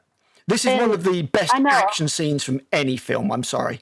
This is right up there. It's so good. It just builds and builds and builds, and then, like, shit hits the fan big time. Right. So she comes out, and Lexi's trying to do something useful. She's like, I need to do something. I know. I'll get a beacon. Yeah. Obviously, these days, being a strong, young, probably lesbian girl or something, she'd just jump out and karate kick the T-Rex. So, and then the credits roll. But in this, she's just a silly child. I know. I'm giving them ideas. Don't listen to me. Don't listen to me, Hollywood. They've already done it. I hate to tell you, but they've already done it with their animated series. The 12, 13, 14 can just run away. They can just run from these animals that can run 35, 40 miles an hour, I've not seen any of the animated series, and I didn't know if you wanted to cover them like in the other videos or not. Obviously, this is just for Jurassic Park. But I didn't know if I could bring myself to watch them beforehand. That was the thing. Well, we'll give you some time. You can suffer like I have at a later date. Slowly, yeah? Just like, get some lube. Just, not hard. Like, I'm much kinder to those series than I feel you're going to be, because I accept they're for kids. They're not going to kill children off in these. Oh, you see, I'm like Alan Grant. I don't like kids, so I'm like, yeah. Yeah, you're like, eat them. Exactly, yeah. Eat the children. I would be like that. I'd be like, if I was an adult in this scenario, I would have thrown the child at the dinosaur to escape. It's fine. You can always have another child. It's fine. You take the wallaby approach to parenthood. Yeah, exactly. Oh, hell, throw it. Fine. Oh, no, look, she's put them out of order. Here we go. So, yeah, Velociraptor, Tyrannosaurus Rex. Lovely. And there we go. Stegosaurus. And one that we never saw on screen at all, Metriacanthosaurus. Yeah, we have still not seen that dinosaur. No, we haven't. No. And Phil Tippett, dinosaur supervisor, couldn't even get the spelling right. Typical. So yeah, she's got a torch, and Alan's like, turn it off. He knows what's going to happen. And he's like, T-Rex's vision's based on movement, which they rubbish later on. But this scene, again, so great, where Roberta's face comes down and her eyes dilate to the light. It's such a great little touch. As a kid watching this, it was like, yeah, I was totally like, And Lexi, as is appropriate, is basically cacking her pants. She's just like, yeah, this is not good. She's terrified beyond... Because obviously, again, in the book, the roles are reversed. Lexi is the one who's into dinosaurs and shit. And Tim's a bit more of a jock, if I remember correctly. She's into baseball. That's all she's into, because that's what her dad is into, and she's a daddy's girl. Right. And Tim is into the dinosaurs still. Tim is still into dinosaurs, and he's much more mature and understands the situation they're in. Right, so he's older than Lexi in the books then? Yeah, the ages are reversed. The ages are reversed, aren't they? It's purely because Steven Spielberg liked Joseph Mazzello so much. Right, okay. That's the only reason. Right, gotcha. And he can't convince you to play like a 13-year-old or whatever. Because neither of them had much of a career after this. Neither Ariana Richards or Joseph Mazzello had much of a career. They did a few bits and pieces here and there, but neither of them sort of like got huge or anything like that. His best acting is in The Pacific. Right, when he plays Percy. He's brilliant in that. Yeah. I mean, I'm looking at what he's done, and I have not seen much of it at all. Or anything I did see, I did not recognise him. He was in G.I. Joe Retaliation, which is not a good film, but I didn't recognise him in that. Played somebody called Mouse. I'm trying to remember where he was in that. Yeah, he was called Mouse, apparently. I don't remember him. He's barely in it. It's one of those. He's one of the Joes that gets sacrificed really quick. Oh, right. Okay, fair enough. So, yeah, don't worry about it. And it's more of a cameo than. Yeah, I was going to say, well, Ariana Richards gave up acting in 2001 by looks of things. Yeah. She did nothing. I mean, she did a few bits earlier, I know, because she was a little bit older. She was like, I'm going to get you, sucker, and stuff like that. But yeah, she wrapped it up in 2001 with Tremors 3. What a way to go out. She played... yeah, well, you know, she was in the first Tremors movie, so she just came back as a callback to the first. Mindy Sterngard. Yeah. Mindy, Pogo Stick Girl. Yeah, Pogo. Oh, Pogo Stick. Oh, that was her, was it? Oh, wow. Yeah, I didn't she's recognise her. Pogo Girl. Oh, man, I didn't recognise her. Oh, wow, cool. I didn't realise that. So, yeah, the T-Rex is being more inquisitive than anything else at this stage. It's like, oh, this is interesting. What's this? It's bright green. It smells like it might have tasty things inside. So she's just giving it a prod and breaking down through the top. And apparently these kids were genuinely terrified because their head went down lower than it was meant to. Yeah, it wasn't meant to crash through the glass and push the glass down onto them. And they were, that's a genuine reaction of pure terror as this mechanical head is coming down at you. Which she was already a little finicky because she was wet and they didn't consider that rain and electronics don't play well. Oh, of course, So she had a tendency to move on her own. Yeah, there was a few problems with the mannequin, puppet, mannequin. Oh no, whatever they used. The puppet, the animatronic. The animatronic, yeah. There was a few problems with it because, I mean, again, nothing had really been tried of that scale before, and certainly not in the pouring rain. So yeah, she had a few behavioural problems, but then she starts giving it a bit of a kick and a bit of a rock with her big old head, and tips it over. And now everybody's having a really bad time. And I've got to say, that looks great, doesn't it? Look at that shot. Yes, it does. It looks great. I think they made the right decision. They made all the right decisions here. The rain allows it to look a little bit out of focus in places. Yes, absolutely. So it allows you to hide things. This is why showing things at night works better. Pay attention, Alien Earth. What did we learn? Probably absolutely nothing because they're going to do it again in season 2. They learn. Of course they will. It'll be running around like a little puppy dog. Wouldn't surprise me. What do you want me to do, Mommy Wendy? You know, God. Can I even bring myself to watch it? I don't know.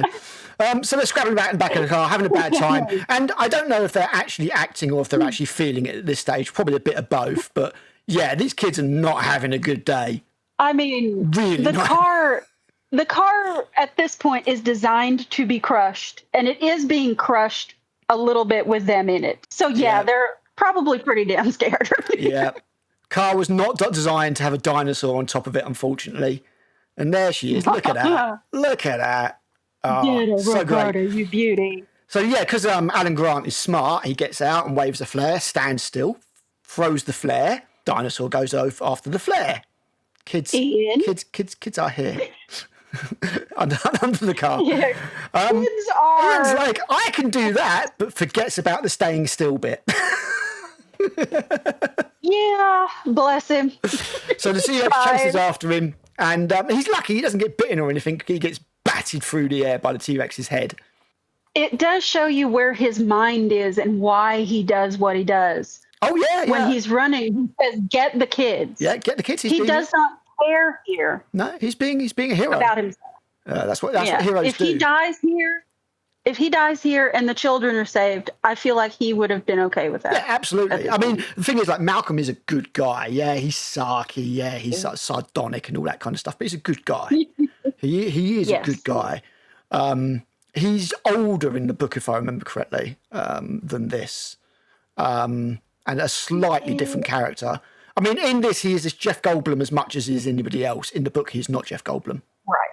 Is how I would in the put book, he's uber nerd in the first book. Yeah. Like, he's a little bit pudgy.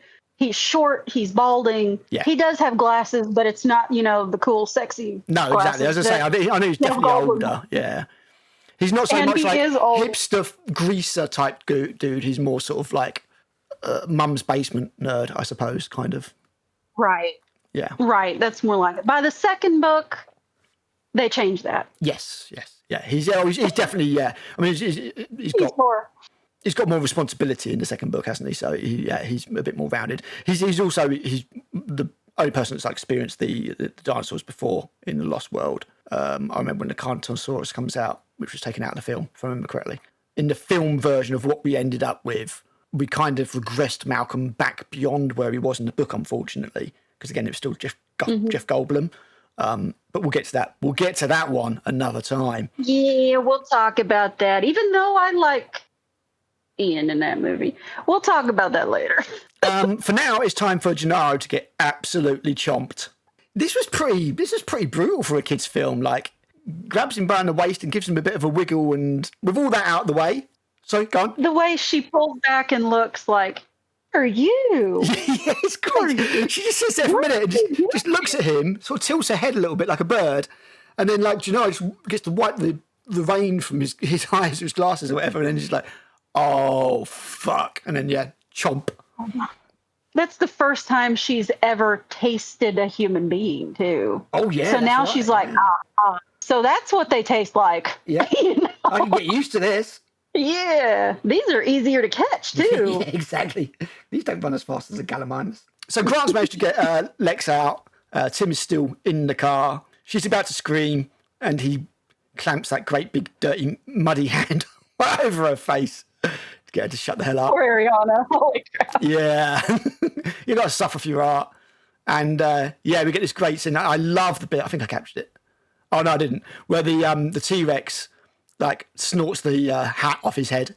And he's like, stay still, don't move. She can't see you if you don't move. The T-Rex starts playing with the car again. And again, tilts her head like, hello. Yeah, okay. I mean, that's the other great thing. I mean, animatronics is one thing, and puppeteering and CGI creation is another thing. But to give something a character through that is something else. And they did a great job of that with this T-Rex. Bearing in mind that nobody's ever seen one and nobody knows what they're meant to look like. Right. You know, they're just working off. She probably would have actually had feathers, but we're not going to talk about it. Dinosaurs didn't have feathers. Look stupid. Stupid, I tell you. I don't like the idea of dinosaurs having feathers. I know they probably did. I know, based upon Archaeopteryx, they probably had feathers, but I don't care. Yeah. Just make them look bright and colourful instead. But don't give them feathers. The only one it works for, the only ones that it works for are the raptor style dinosaurs. Yeah, the smaller Sauropod, yeah. T-Rex with feathers just looks like a drag queen. It looks ridiculous. Just looks like a drag queen with a feather boa. It just looks rubbish. Joseph Mazzo having an equally bad time in the car. Lex and Grant trying to escape over the parapet. And the T-Rex is like... And in the book, they explain why she's done it. She's done it because it's in her territory. She's like, no, get this fuck out of here. I don't want this car here. And just boots the car over the edge with Tim still in it. They go back to Command HQ. Hammond is like to Muldoon, would you please go out and rescue my grandchildren? He's like, yep, I'm on it. And then Arnold goes, I cannot get Jurassic Park back online without Dennis Nedry. We better hope nothing happens to Dennis Nedry then, huh? Right. That'd just be the worst. Oh, dear. Dennis is lost. Manages to find the road again. But also found a Dilophosaur, so he's not in the best of shape. He bounces down the thing. He's going to attach the winch it down, get back on track. It's fine. The plan's all going to go according to plan. And he finds this cute little dinosaur that's not meant to be a cute little dinosaur. It's meant to be 20 bloody foot tall. Oh, God. But it seems fairly innocuous. I get the feeling this is like a compromise of the Compies. Do you know what I mean? Because the Compies are obviously in Jurassic Park. Yes. The Compass of Memphis. They felt, this is how I feel about it. They felt like they needed a smaller, deadlier threat. So they made it a little bit smaller than the raptor. Mm-hmm. But this is another big departure from how he dies in the book. Oh, yeah. Because in the book, it is a full-size Dilophosaurus. Oh, yeah. And it is horrific what happens to this man. Mm-hmm. You have to fill in the blanks here, what happens to him. But in the book, no, it is truly horrific. Yeah. What happens to Dennis. Maybe earned, but still, that is a bad way to go. Oh, yeah. Unless you get the classic cutaway, don't you? The kind of the rustling of the the curtains for a sex scene kind of thing. You know, you don't see it. It's just in the book, it's a lot more graphic. Yeah. The book is, I mean, at times the book is borderline horror. I would say. At times it's pure horror. It's just horror science fiction. Yeah. And much like Crichton's like Sphere and stuff like that. That's pretty much a horror suspense horror book. But look at this little Exactly, it's adorable. It's making little bird noises and cocking its head. It's cute. It's just so cute. And even Nedry's disarmed. Even Nedry's disarmed. It's like, oh, you're not so bad. You know, you're not like your big brothers. The line here that has killed me ever since I was a kid. Look at me. I'm soaking wet. I ain't got any food. Yeah. Yes, you do. Yes, you do, sir. You have a lot of food. Yeah. You just don't know it yet. I hate to break it to you. You are the food. Really? You're the main course. He's like, do you want a steak? Do you want a steak? Do you want a steak? Go get a steak. Go get a steak. No wonder you're extinct. Again, I'm going to run you over when I come back down. Again, the personality that they put into the performances of the dinosaurs. Yeah, it's great.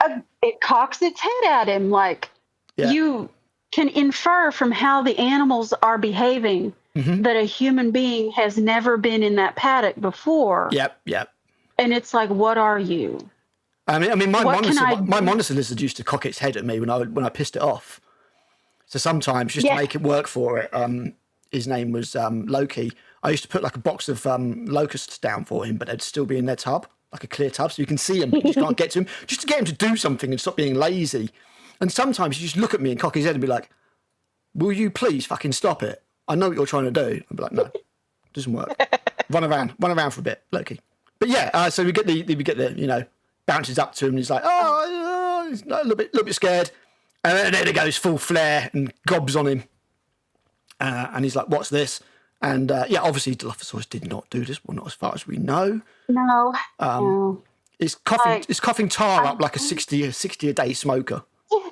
I wish you would have got the screen capture of it opening the frill all the way, so I could have pointed out one of the few flaws that this has. There are so few, and it's that you want to see if we can see the strings, yeah? Yeah, you can see the monofilament they used to pull open the frill, to snap it open.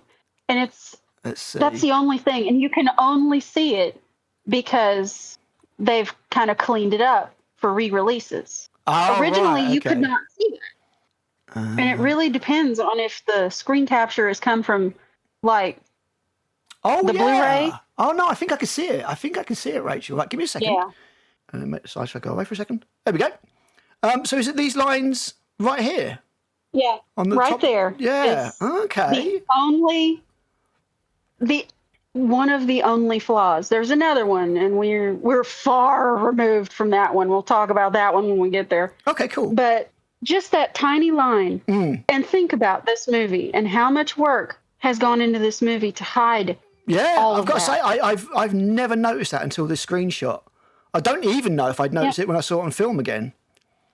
Because the Dilophosaur kind of reminded me of the Gremlins, especially when it's not frilled up. Because obviously it's based upon the Australian frilled lizard, is what it's based upon. Yeah.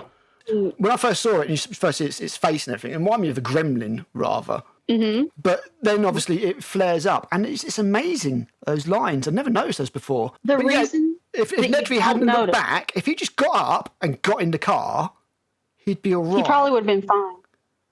But the reason you don't notice the lines is actually kind of genius with how they designed him. The reason you don't see the lines is because he's bright red and green.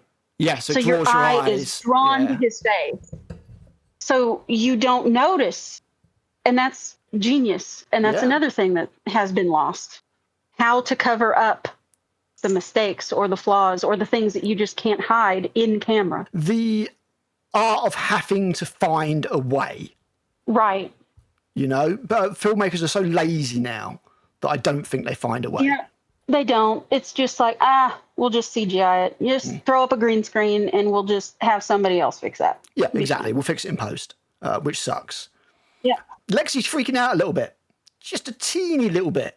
Which is fine, because that's exactly what you would expect a teenage girl to do. It's not sexist. It's what I would expect. These days, she would be all stoic and amazing and probably down-talking Grant, and he'd be freaking out or something. Oh, Grant, she would have gone up and got Tim. She would have gone up and got Tim. She would have been here. She would have somersaulted up there. She would be like a trainee gymnast or something. And yeah, she'd use her powers to get up there, just like a certain other film that's coming up. Grant goes up there, sees Tim. Tim's like, I threw up. But yet Tim is acting especially like you would expect a kid to act. Grant's like, I won't tell anybody you threw up. It's fine. We'll get out of here. And Grant doesn't get kids, so he's doing what he can here. This is what we call character development. Hollywood, pay attention. He talks to him like a father, but he also talks to him kind of man to man. Yes. Yeah. Like, yeah, it's fine. Yep. Fine. He doesn't treat him like a kid here. Yep. He treats him like an equal. And that's what gets Tim to move. Yeah. And then, of course, because it's a Spielberg film, we can't have anything simple, so the car follows them down. That might be a slightly dodgy composite shot there, but you don't notice it in the moment because this is like a split frame. But yeah. Yeah. You do not notice the bowl when this is happening. The tree here, the roots save him. The bowl, so it's fine. Yeah, it's all fine. Ellie and Muldoon turn up, and they're looking around, and Ellie's doing probably the one thing you shouldn't do, which is shout. But you've got to try and find him, I suppose. Look at this lovely, pristine explorer here compared to the other one, and flattened. Yeah. They find Gennaro, or at least bits of him, and then they find. I love that. Ian Malcolm says, remind me to thank John for a lovely weekend. Yes. Even now, Ian is sarcastic, and I love him. Mm-hmm. You got to love his personality. He's over it at this point. I think I prefer Malcolm in this book, in this film, to the book, if I'm being honest. Well, Malcolm in the book, after a point, is just kind of there. Yeah. He's just there talking about his theories, and he's dying.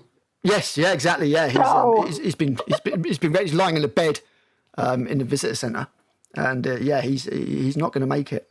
So Ellie finds the car down there. She's down there. She's beside herself again, acting as you would expect a woman to do so these days. I'm sure she'd be much more stoic. And she's like, "Oh, right, he's with the kids. They've gone." Ian's up top, and he's like, "Yeah, we really need to get out of here, like now." And just as they start driving off, the T-Rex comes after them, and you get this classic. Objects in the mirror are closer than they appear. Like, that's comforting right now. Muldoon's like, oh, shit. And he tries to put the car in gear. Ellie falls on it. Ellie is, like, screaming like a good one and swearing like a good one as well here. She is not happy. She is not having a good time at all. And again, she's terrified, and Ian is terrified, but he also throws his arm across Ellie. Protecting her, yeah. He protects Ellie. It's like, Ian is the man right here. Yeah, no, I agree. He's a sexist chauvinist pig, clearly. That woman is perfectly capable of looking after herself. She don't need no man. He's like, yeah, you think they'll have that on the tour? Because they finally managed to outrun the T-Rex. But then after all that peril and drama, we get to a wholesome scene with them all tucked up on a tree. Grant tries to sort of like imitate the call. We get the John Williams theme here. It's all very wholesome and lovely. And one of the dinosaurs replies back, and Lexi has had quite enough of dinosaurs at this point. Lexi's like, I don't fucking like dinosaurs. I never did in the first place, and I really don't like them now. So they'll go to sleep. And again, isn't this a sweet little scene? You got this guy who never wanted kids with these two kind of surrogate kids that he's getting to know and love. And he drops his raptor claw. His raptor claw that he always had, just falls down and is lost, which I presume signifies something. Like, what do you think here? It signifies maybe the ending of looking at dinosaurs in one way and maybe seeing them in another, because straight after this he'll discover something about the dinosaurs, won't he? So, Yeah, but also I think it's a little bit of his character is changing. This is the moment where he really is starting to think about kids differently. Like, he protected them before because that's instinctual. Yes. Like, even if you hate kids. Yeah. But he didn't have the attachment that he's getting now. He's starting to see, the wonder of kids. Yeah. He drops the thing that he threatened a kid with earlier. That's a good point. I didn't think of it that way. So yeah. He's sitting there trading dad jokes back and forth with Tim while Lex is falling asleep on his shoulder. And it's like, yeah, this is not the man that wouldn't do that to these kids. Do you think he's a changed man. Do you think he's Horace Rex? Yeah. So then we go from here to another pivotal scene, in my opinion, between Ellie and, again, all the character dynamics here are so well done. Everybody gets their moment. Nobody really gets left, wanting for lines or anything like that. I don't think anybody could tell you that Ellie didn't get her fair share of lines and material in this film, even though she's been cut for a certain bit of it. She still gets these powerful moments, and I love this scene between her and Hammond while they're eating ice cream, and Hammond lays down exactly what his dreams were, and that he used to have this flea circus, and it was all fake, but the kiddies would look at it and be like, "Oh, I can see the fleas, mummy, and the daddy flea, and the mummy flea, and baby flea," and he just says this time he wanted to give him something that's real. And again, I have to make it quite clear, this is not the Hammond from the books. No. There is no wonder. There is no wonder in John Hammond in the books. No. He is a capitalist first. Yeah. He does not care about anything beyond success. Yeah, that's it. And, that's a very 80s way to look at a businessman like him. Yeah, or a very 2016 way. I much prefer, again, if we're talking about comparisons between the book and the film, I prefer this change, if I'm being honest. Yes, and... they were locked into that change just by the casting alone. Oh, for God's sake. You could not. No. He's a fabulous actor. Yeah. But he's a genial granddad if there ever was one. I mean, he's obviously, as you say, a storied actor as far as actors go. But I like the way that he is perhaps at full over-ambitious, over-optimistic, starry-eyed, a dreamer, and all that kind of stuff, without making him actually flat out malevolent like he is in the book. Do you know what I mean? Right. He's flawed for sure, absolutely flawed, but it's almost through no fault of his own. It's because he's trying so much. Right. He wanted this to work so badly that he overlooked all of the danger, all of the warning signs, all of the things that were going wrong, even on this when they thought they had everything fixed. Exactly. Yeah, it's like a cautionary tale, isn't it? Almost. Yeah, it really is. And that's kind of the point of the story. Science is going to fail you. Yes. Yeah, Science will fail you cannot control nature. Let's be honest. It's science fiction. Man versus nature, or man versus machine, or technology and nature, the way that those things meld together is at the very heart of it, the very basis of science fiction. This is a science fiction film. It might have dinosaurs in it, but it's a science fiction film. I mean, that is Michael Crichton. The abuse science, the abuse of technology. Again, that was always in his work, Like, and it's such another great monologue. And Ellie just turns around and says, you never had control. You thought you had control, but that's the illusion. Yeah, and he tries to bring it back, and she says, "I'm just like you. I didn't respect that power, and now we're in this situation. The power's out now." Exactly. And it's not just the physical; the electricity power is out. No, the power is out. The power is exactly. The power is out. It's out there now. And there's like did not know who you were fucking with, basically, and you were fucking with Mother Nature, and Mother Nature fucked you. Right. Basically, to put it crudely. In every way possible. In every way possible, yep. So we cut back to the scene, and we've got this awesome scene with the Brachiosaur. Ah, she's so cool. We get this lovely little whimsical scene. Grant's loving it. Tim's loving it. Lexi, not so much. Vegisaurus! It's a Vegisaurus, Lex. Even the Vegisaurus doesn't like Lex. I'm starting to think it's her. Yeah, exactly. There we go. And she gets sneezed on. Yeah, poor Lex. So yeah, she's like, blech. And then Timmy's like, oh, great. Now she can never try anything new. She just go back to her room and play on her computer. And it's the only time we really get to see a bit of resilience from Lex, because she's like, I'm a hacker, and he's like, yeah, computer nerd, whatever, go away. But then Grant finds the eggs, which is kind of conclusive proof that the dinosaurs are breeding, and puts it all together. And we see what kind of dinosaurs are breeding, which is the big shocker here. He doesn't mention it. It's not mentioned in the script, but you can see the footprints, and we know when we see them whose footprints those are. They're raptor eggs. Are they? Because they don't look like the raptor eggs from earlier. But then the early raptor eggs from earlier are the genetically created ones, aren't they? These are in the wild. Sense. These are naturally occurring. Okay. And the footprints are, you can only see 2 toes, and the third toe is raised. So okay. Yeah, that makes sense, because they're too big to be compy eggs. Yeah. Because we assume there's only the 3 raptors in the film.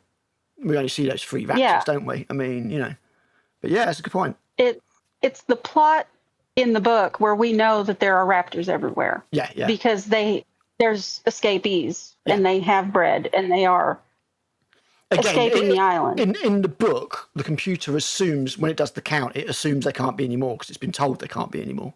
So it's just it's not counting all these extra dinosaurs. So when they do an actual visual count, they're like, oh shit, there's like 30 more of those than there's meant to be.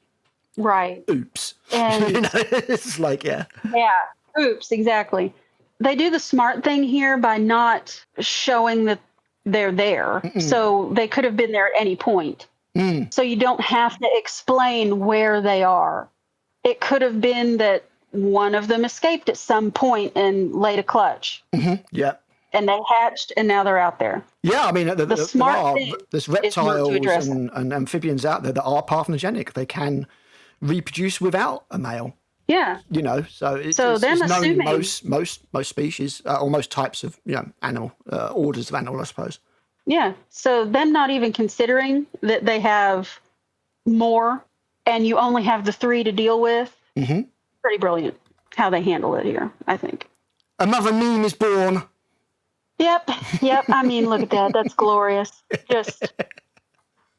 Now they would have him be like this chiseled godlike figure, but that's perfectly fine in my opinion. Yeah, probably nobody was complaining. I don't know. I have no idea. No, absolutely nobody.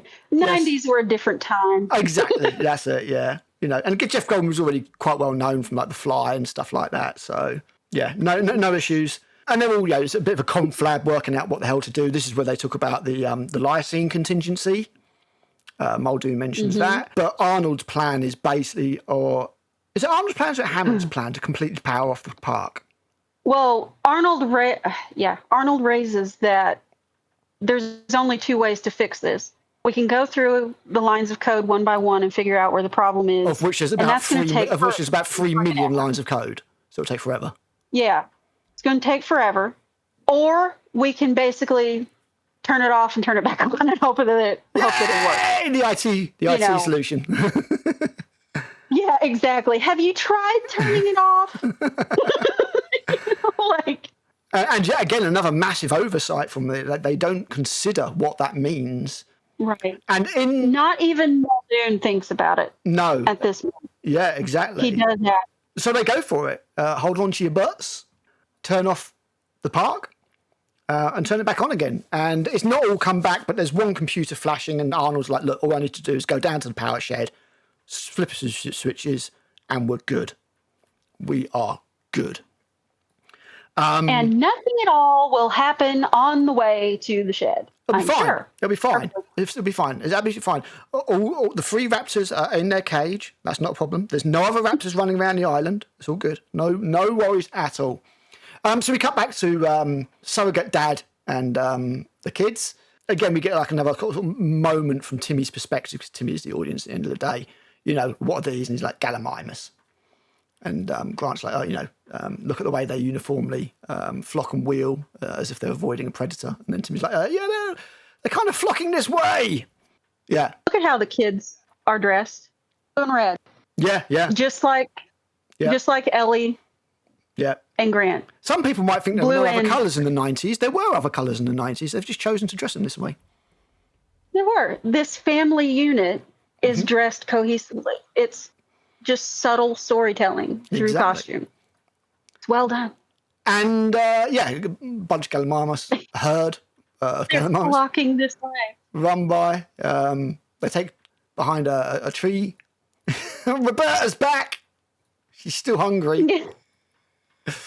Have you seen the behind the scenes of how the animators figured out how to make them run?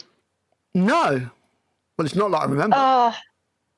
The animators all got together and they set up. No, they did it themselves. Oh, wow.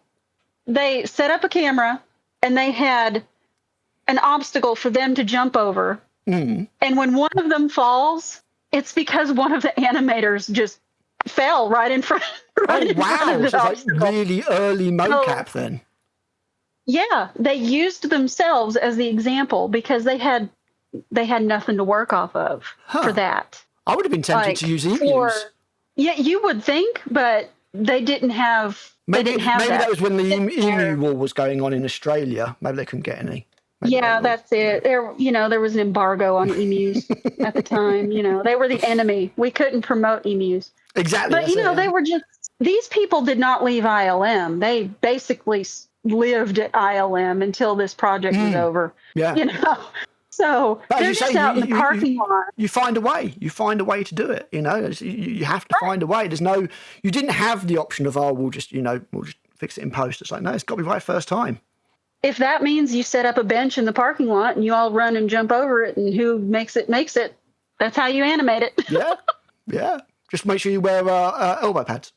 So Roberta has another snack, and he's like, look at her just like a bird. And like Timmy's like, Lexi's like, I want to go now. I don't like dinosaurs again. That is the boy. That is such a boy reaction. Look at all that blood. It's like, yes, Tim. Yes, that could be you. Let's leave now.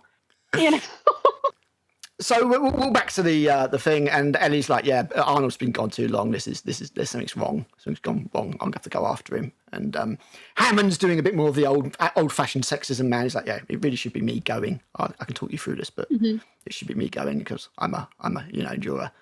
Discuss the sexism in survival situations when we get back. To be fair, mate, it's also the fact you're 80 years old. Yeah. Can you imagine?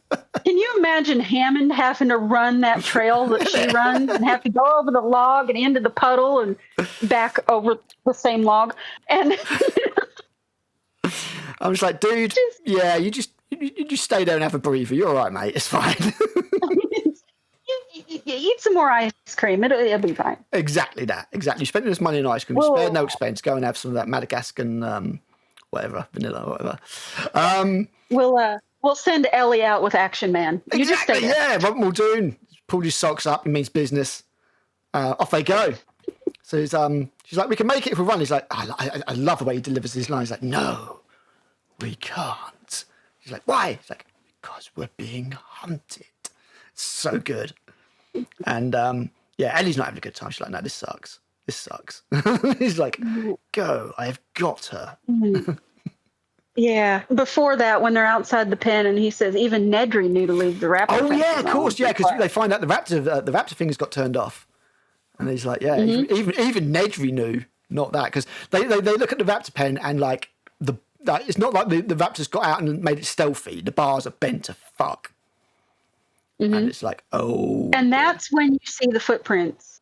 That's when you see the footprints. That's when you see that the footprints there are the same as the baby dinosaur footprints from earlier. Oh, right. Okay.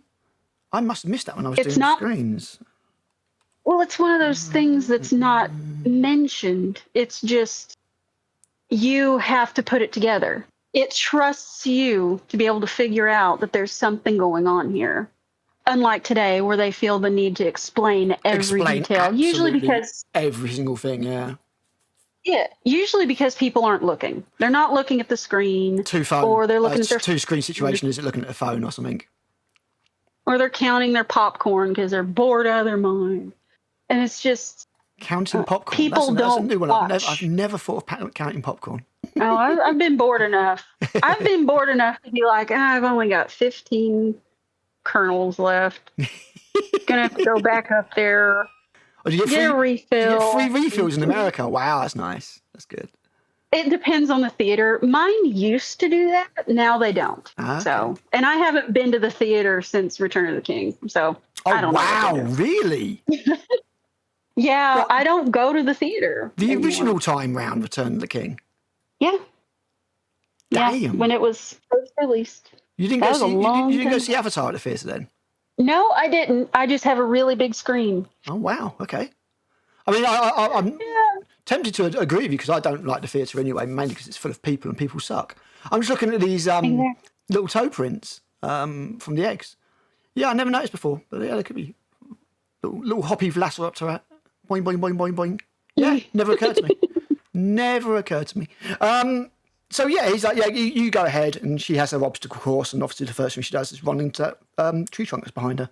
Nice one, Al. Good job. It turns out that John Hammond might be good, or kind of good, at making theme parks and having dreams. He's not very good at giving directions, so Malcolm takes over, basically. Malcolm just taking over in every situation. He's the man! He's the man. The man in black. Trust the man in black. The kids and Grant come up to the power, the fence. Everything's off. It's all fine. I love this.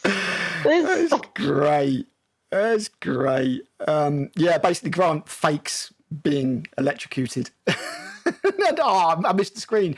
You missed the screen, or it's cut because it's cut a few. The kids, like Lex is like, "That's not funny," and Tim's like, "No, that was great." Oh.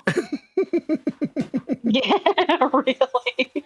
Just Ellie's like, "That's not funny," and Tim's like, "No, that was great." Like, yeah.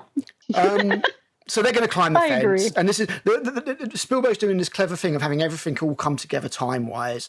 These days, so many writers can't effectively or efficiently articulate the passage of time or when things are happening in line with each other. It's a skill that seems to really have been lost. Here, Spielberg makes it absolutely crystal clear that these two things are happening more or less at the same time, which is why he keeps cutting between them.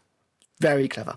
So they start climbing, and I love the line here. It's like, Lex is like, I bet I can get up to the top and get back down before you even get to the top, and like a race.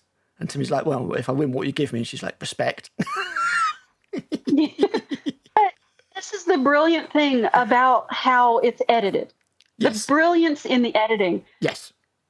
Yep. This should just be people climbing a fence, and there's zero tension there. Yep. When you intercut it with Ellie, and she's flicking the switches and pressing the buttons one at a time all the way, and it pans up, and you see how far away it is, to get to the And it's perfect. It's so well done. I mean, because we've got back to the stage where Hammond's giving the orders. Well, not giving the orders, giving the instructions again because he knows what he's doing. So she's he gives very, very detailed explanation on how to do this. And you see, it's this stage here. She's turning them all back on one by one, and it pans all the way down, and you see the Tyrannosaur paddock is right near the bottom. Right. It is a countdown without being a countdown. Exactly. So you've got this countdown. And they get this warning. It's great. It's, again, such a great way of building tension. Rather than the fence just coming straight back on, you get this klaxon. Wah, wah, wah, wah. The power is going to come back on and like, jump, Tim, jump. It's like, no, I can't jump. It's too high. And they're like, jump, we'll catch you. And then when he finally jumps, it's too late, just too late. She flips that last switch and you're like, is he going to jump in time? Is he not going to jump in time? And he gets zapped and blasted off the fence. Lex is screaming like a dinosaur. She actually sounds like a dinosaur. While Grant tries to bring him back to life, give him CPR. And then Timmy wakes up and goes, free. Yeah. It's just the sigh of relief when he's like, I'm fine, you know. I'm all good. Free. My hair's a bit fuzzy. Yeah. And then Ellie's like, I think we're back in business. And then the raptor's like, surprise, cockfish! Exactly. And just rips its way through. And it's just like, can have some of that. And Arnold is very, very dead. We don't get to see it, but Arnold's dead. We get to see his arm. She's like, Mr. Arnold. And pulls his arm off. It's like, There was supposed to be a big death scene for him. There was, And Samuel L. Jackson was disappointed. He didn't get to film that because the set was destroyed. Yep. In the hurricane. So. Yeah, that's right. They had a real-life hurricane on location, didn't they? Yeah, they did. And it altered a lot of what they wanted to do. By the end of filming, they were just kind of stuck with what they had. It's like, we have to edit a movie out of it. Mm-hmm. Was that the whole reason the boat sequence in the river got cut? Or was that That more was of just too expensive. That was just too expensive, right? Okay, yeah. Yeah.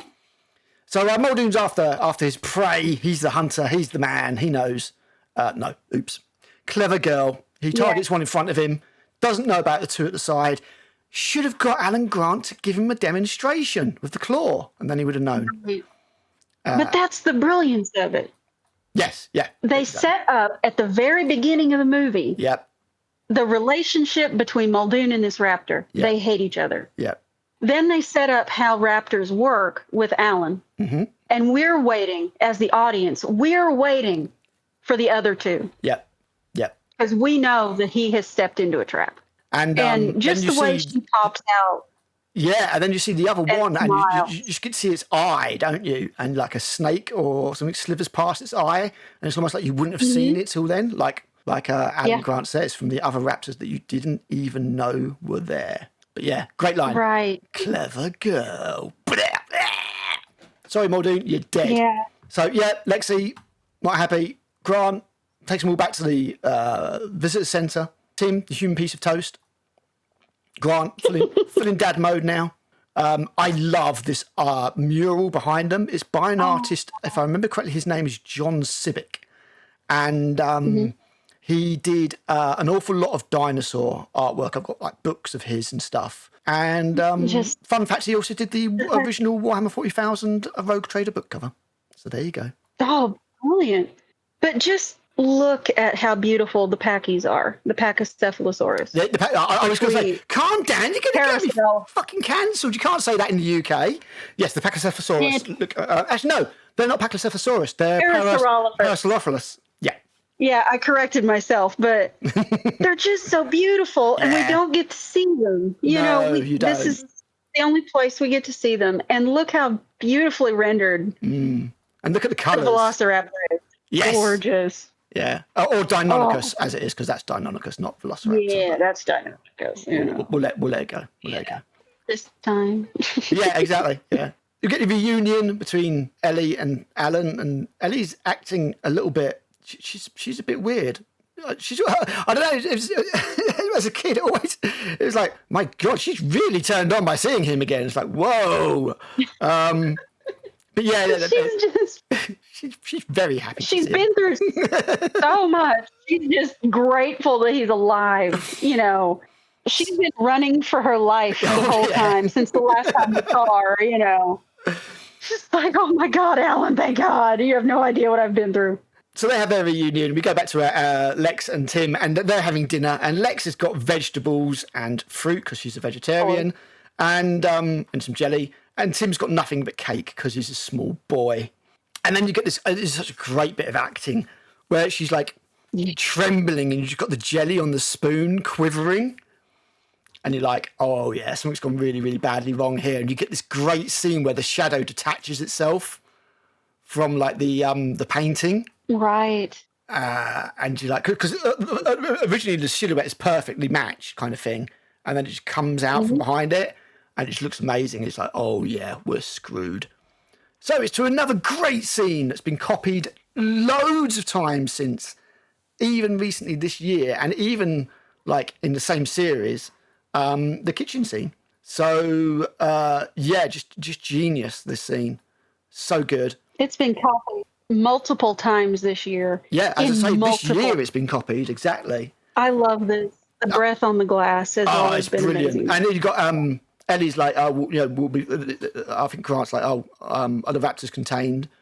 And Ellie's like, we'll be fine as long as they learn how to open doors.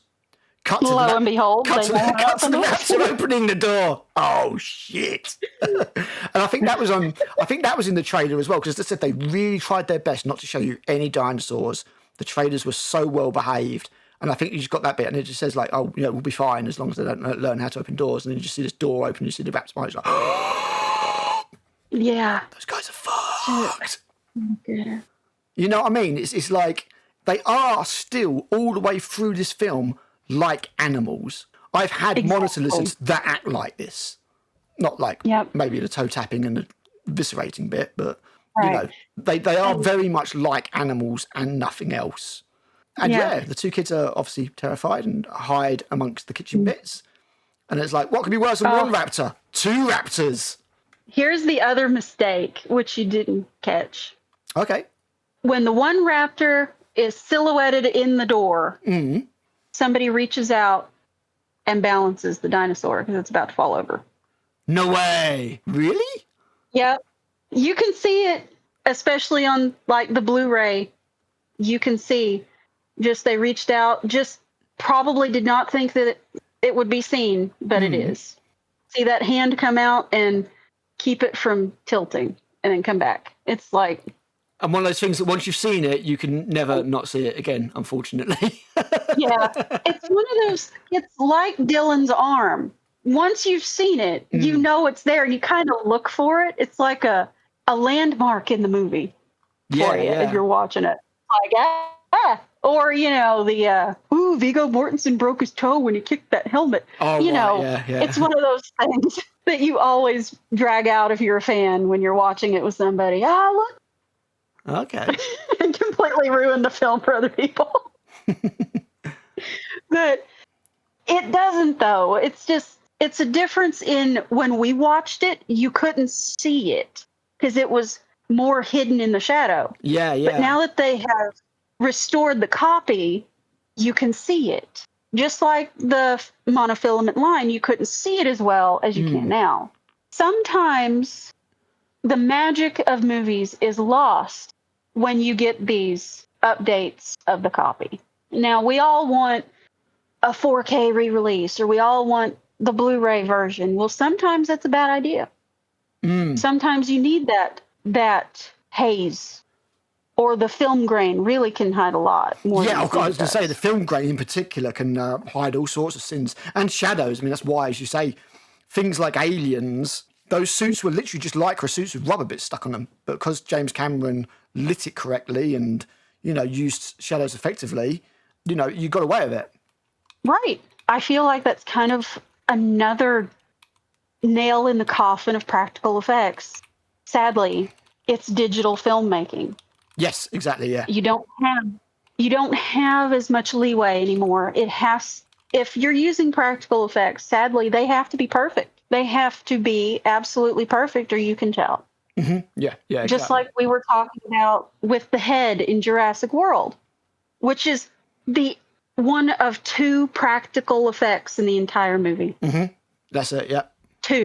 Yeah. And we'll talk about everything else is just, you know, yeah, exactly. Soulless CGI. You know, and as I say, I mean, some of this looks a bit low def these days, maybe, but I'm going to look out for that hand the next time I watch this film, which will be very soon because it's making me want to watch it again. And I've not watched Jurassic Park for quite some time. There's CGI in a lot of this. Like them walking is mostly CGI. Them jumping up, it's CGI. But you don't feel like it is. You feel like that's an animal. Yes, because I mean, one of the problems with CGI these days is they don't just make an element CGI. They make everything CGI because it's volume or whatever. So everything apart, in this scene, for example, everything apart from the actors and maybe these tables here would be CGI. Right. Do you know what I mean? Because they think it composites better that way or something. And it doesn't. It doesn't. CGI is best used when it's used to enhance, not to create, in my opinion. Exactly. When it's used sparingly. Unless the entire film is CGI, it's going to look off. Yeah, exactly. Like this head here, coming through here. Yep. Practical head. Practical head. Just... You know, and does the job fine. If you're smart enough with your animatronics, you don't need to. It's only when you need to show the whole animal moving that's too difficult to do or too expensive to do with animatronics. Right. That, you know, you need to resort to CGI. These days, they would be lazy and they would just CGI that anyway. Right. And that's just a static head that somebody is moving to make it look like it's sniffing. Yeah, exactly. There's no blinking, no nothing. It's just a static head. But you believe that's there. You believe that animal is attached to that head. Yep. Just puppeteering. Just clever puppeteering. Right. I never noticed before, actually, but Tim's got Alan's scarf around his neck, his hand. Yeah. I must have missed when that happened. I don't know if it was in a deleted scene or whatever, but... Yeah, both of his hands, he has his... From where he got burnt, I presume, yeah. Is wrapped around his hands. And it's just showing the closeness of the relationship building, in my opinion. That's the language they've used in the costuming as they go on. They look more like a family. Yes, absolutely. Especially in that scene right at the end, which we're going to get to shortly, where Grant's protecting the three of them from the raptors. Right. So yeah, they're all hiding from the raptor, and then of course that thing falls off, and then you get a bit where the raptors jump about, and all the. I mean, I love this entire scene. I love the scene where the tails are whipping about and knocking things off the table. It's so well done, and 13-year-old me was absolutely enthralled, and 13-year-old me thought Lex was absolutely fucked here. Oh yeah, it was like, oh, she's getting eaten. Yeah.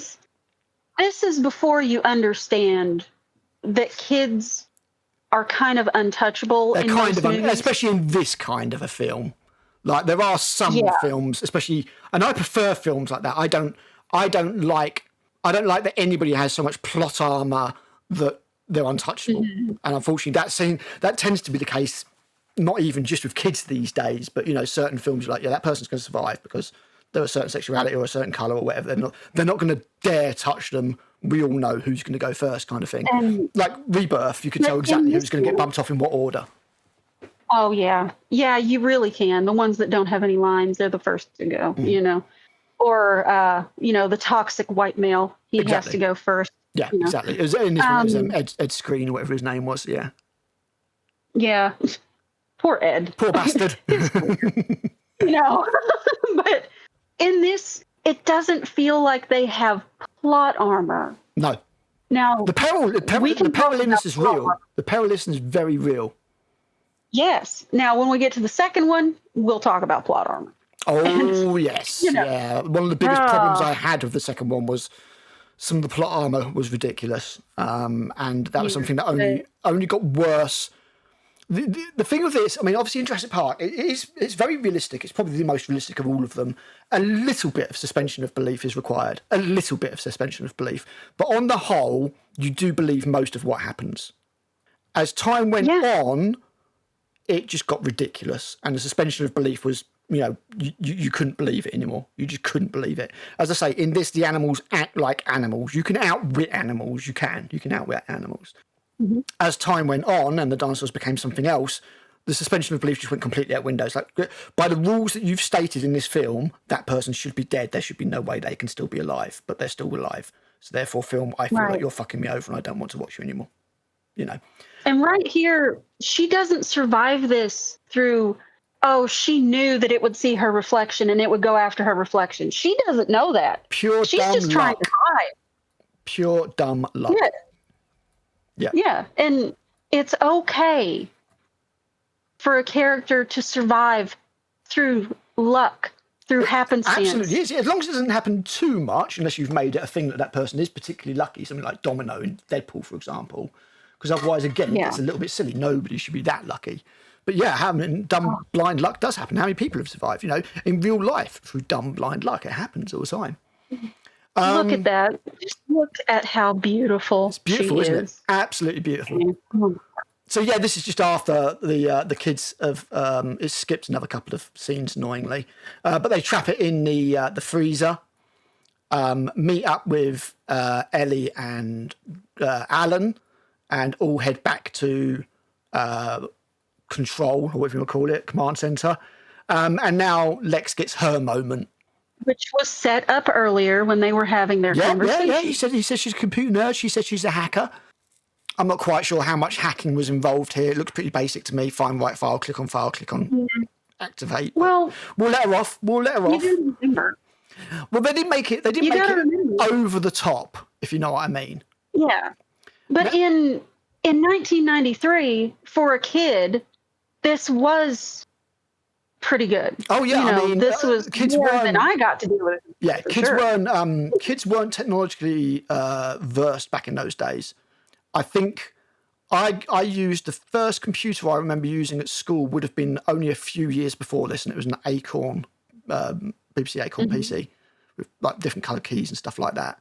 It was a different time for sure. Now any kid could probably navigate their way through Windows and all that kind of stuff, no problem. But it was different back then.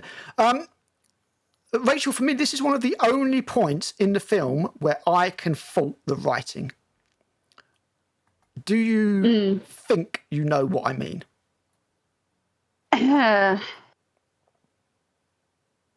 Well, there's a couple of things here. She could have got that. Why don't you just get Timmy to give her the gun? Right. Tim is just standing there freaking out. He's just standing there. Just go, Tim, get the gun. You don't even have to pick it up. Just push it towards him. Yeah. You've already shown that Tim is the more reasonable of the kids. Mm-hmm. Yeah. Like, for him to just be in a blind panic right now after everything else doesn't make sense. It doesn't make sense. Actually make sense. It's the only bit of writing that I can level at this film as in like a serious plot point for me. Yeah. Is that these are smart people. Either one of them should have said, Timmy, can you get the gun? Or Timmy should have just turned around and got the gun because they're holding velociraptors back. Like that. They still could have done that, but they also could have been like, well, even though he has the gun, he still has to hold the door. Oh, yeah. And it's taking both of them to hold the door. Yeah, absolutely. So who's going to take the shot? Yeah. But you're not going to have Tim shoot over your head, that's for sure. No, I wouldn't trust an 8-year-old.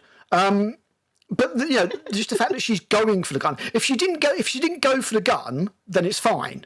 If she was like, there's no point in me getting the gun because we need to get the door, that's fine. But because she's reaching for the gun with her foot, desperately trying to get to the gun, it makes no sense not to say, Tim, push the gun towards us, or for Tim to go, oh, they're trying to get the gun, push the gun over. But that is it really is the only bit that I think I can level out this film.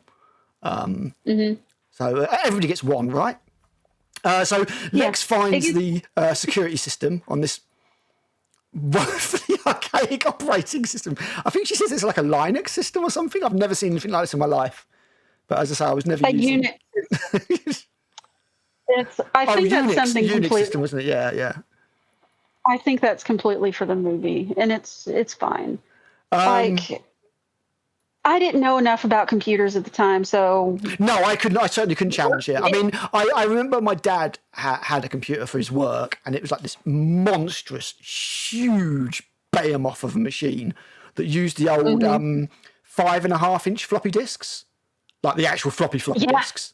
Not the 3.5 or 3.25-inch non-floppy floppy disks that... Any kid that's listening to us or anybody under the age of 20 is going to have no idea what the fuck we're talking about. Yeah, you lost them at floppy disk. Exactly. Really. Yeah, they're like, you basically have a version of the save icon that you could put about 8 photos on at a time. And then that was it. Really, that's the only way they would know what you're talking about. Exactly. Is the save icon. Yeah. Oh my God. I mean, when was the last time you saw a computer with a disk drive in it? I haven't had one for like 10 years at least. Anyway. No. So she reboots everything. No, mine doesn't. Yeah, exactly. I mean, I had a laptop that had a disk drive, like 2 laptops before the one I've got now. And that was probably the last one. I don't think. Yeah, my last one probably 12 years ago had a disk drive. Yeah, you just don't get them anymore. Yeah, which is ridiculous. You have to go and buy an aftermarket. I have, yeah. I've bought a separate little USB DVD drive. Right. I don't even remember why. There was a reason I bought it, but yeah. Because again, these days USB, people don't understand. Like USB, chuck anything you want on it. It's like, no, back in the day, you couldn't. Before rewritable DVDs, you had like a CD or you had a floppy disk. And the floppy disk was 3.14 megabytes. Yeah, you could good luck. Put maybe 2 novels on one. Yeah, exactly. From my experience, you could put 2 novels on it, and then you had to get another one. Yeah, exactly. Yeah, ridiculously little storage space. It's one way we have really advanced. Not in power. We still can't make a battery that lasts. But when it comes to storage space, we've advanced technologically quite a lot. Yeah. Now, if we ever crack the code on the batteries. Exactly. Yeah, if we could just work out how to get more energy into a cell, would be fine. So she's like, yeah, got everything you want, you name it, you got it. And he picks up the phone and he's like, Mr. Hammond, the phones are working. Call the mainland, tell them to send the damn helicopters. And then you hear these gunshots. coming through the grate, yeah, exactly. And it's like, Grant! Or don't! One or two. I think he's saying Grant. The subtitles now show Grant. Right, okay. But it doesn't sound like he says Grant, though. No, it doesn't. It sounds like he says don't. Yeah, that's what I always thought. Yeah. Like he still doesn't want these animals to get killed. Don't hurt the animals. And it's like... They're fucking expensive. Right. But it's like your grandchildren are on the other side of the glass. That's the one time that he acts like Hammond from the book. Yes. When he puts the dinosaur's life first. Yeah. Maybe it's a good thing they've changed it to Grant. I was going to say, maybe they changed it, yeah, exactly, afterwards. I love this scene as well. But, obviously, God, it's so beautiful. It's wrong. Yeah. Yeah. Where's it coming from? Would anyone like to guess? If that's coming from a screen, then the text should be backwards. Right. Unless it's a projector, and if that's the case, where's it projecting to? You know, I mean, so yeah, but it looks cool. It looks cool. It's fine. It's like in Alien Earth, where bloody Morrow's got like all the text on his face the right way round. Mm-hmm. And it's like that should all be backwards. You fucking morons! Can you not even get that one simple thing right? Sorry, there's so many problems with that show. That was the least of them. Just flip this image and it's right. yeah, exactly. So yeah, but I love this scene where it's all playing, and you can see what the dinosaur is thinking. I love it. I love the way they animated the velociraptors. You know, and you can see what she's thinking, and then it pops its head up through here, and Lex nearly falls. I love that so much. It's great. When she pops up, she's like, it's like, what's going on here? And then mouth fully open. Didn't Grant boot it in the face, doesn't he? Yeah, Grant kicks her right in the side of the face, and she's like, "You bastard! Ow!" You know, turns and looks back at him like, yeah, son of a bitch. So Lexi almost becomes velociraptor food, but gets saved, and then we get the moment on the dinosaur skeletons. They get onto these. The velociraptors join them. And it all goes absolutely tits up with the velociraptors swinging around on broken bits of bones, humans swinging around on broken bits of bones, and it all comes tumbling down, and then the velociraptors surround them. I love this. I don't know how they did it, but where it comes up and puts its head under the sheet, and it's got to be a puppet of some description. But it's so well done. It's animatronic. There it is. And she looks so great. The way she looks around, like, what fresh hell is this? Yeah, exactly. You know, just... I'm just trying to have a snack. Will you stop all this bullshit? So, yeah, they're surrounded by raptors. And now... Right. And it's like... just one of them's locked in a freezer. Yeah, exactly. Yeah, one of them's locked in a freezer. You've got these two here. There's only two left, isn't there? Yeah, so one's in the freezer, you've got the other two here. Grant's in full-on dad mode. Oh, yes. Full-on dad mode. He is in protector mode right here. Exactly. And he's like, we're all going to fucking die. But they're not going to die, because Roberta comes in. And the music goes... And all the kids and all the people watching the film go, yay!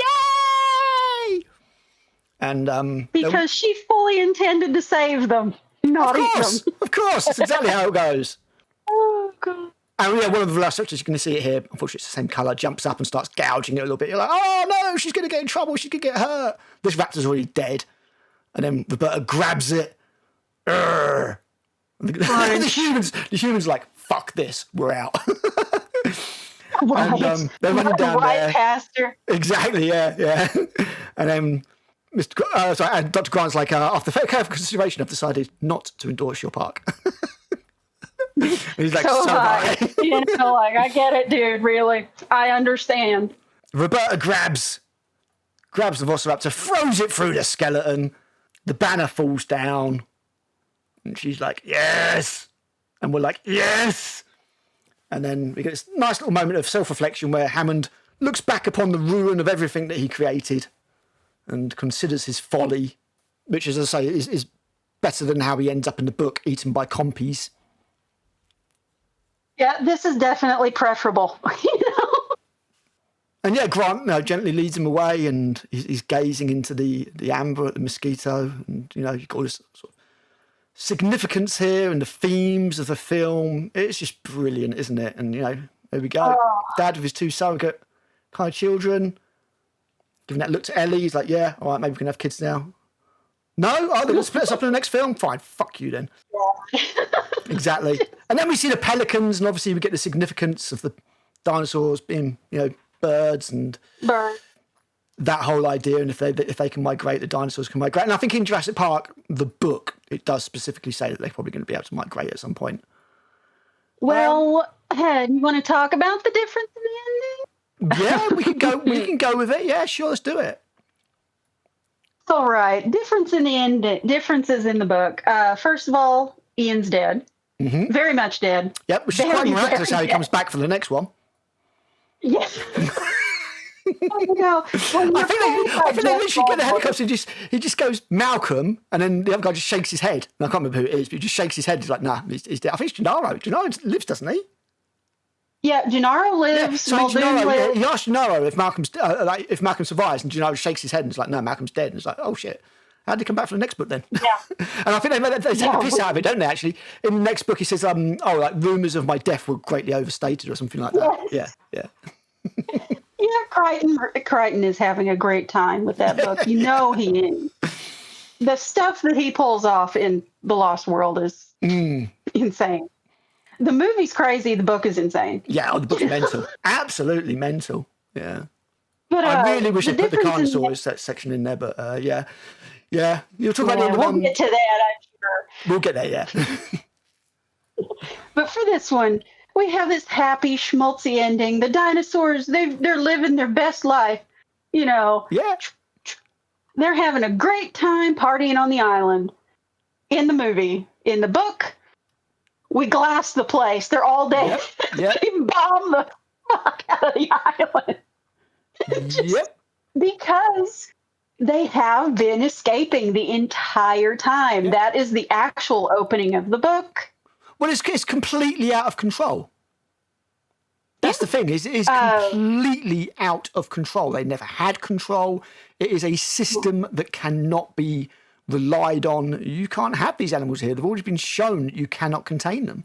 So, yeah, you've got to nuke them. The second they released compies onto the island, compies escaped the island. Yep. It's like there was never any way to contain these animals, especially the ones that they were stupid enough to create. And that was their big mistake. Mm-hmm.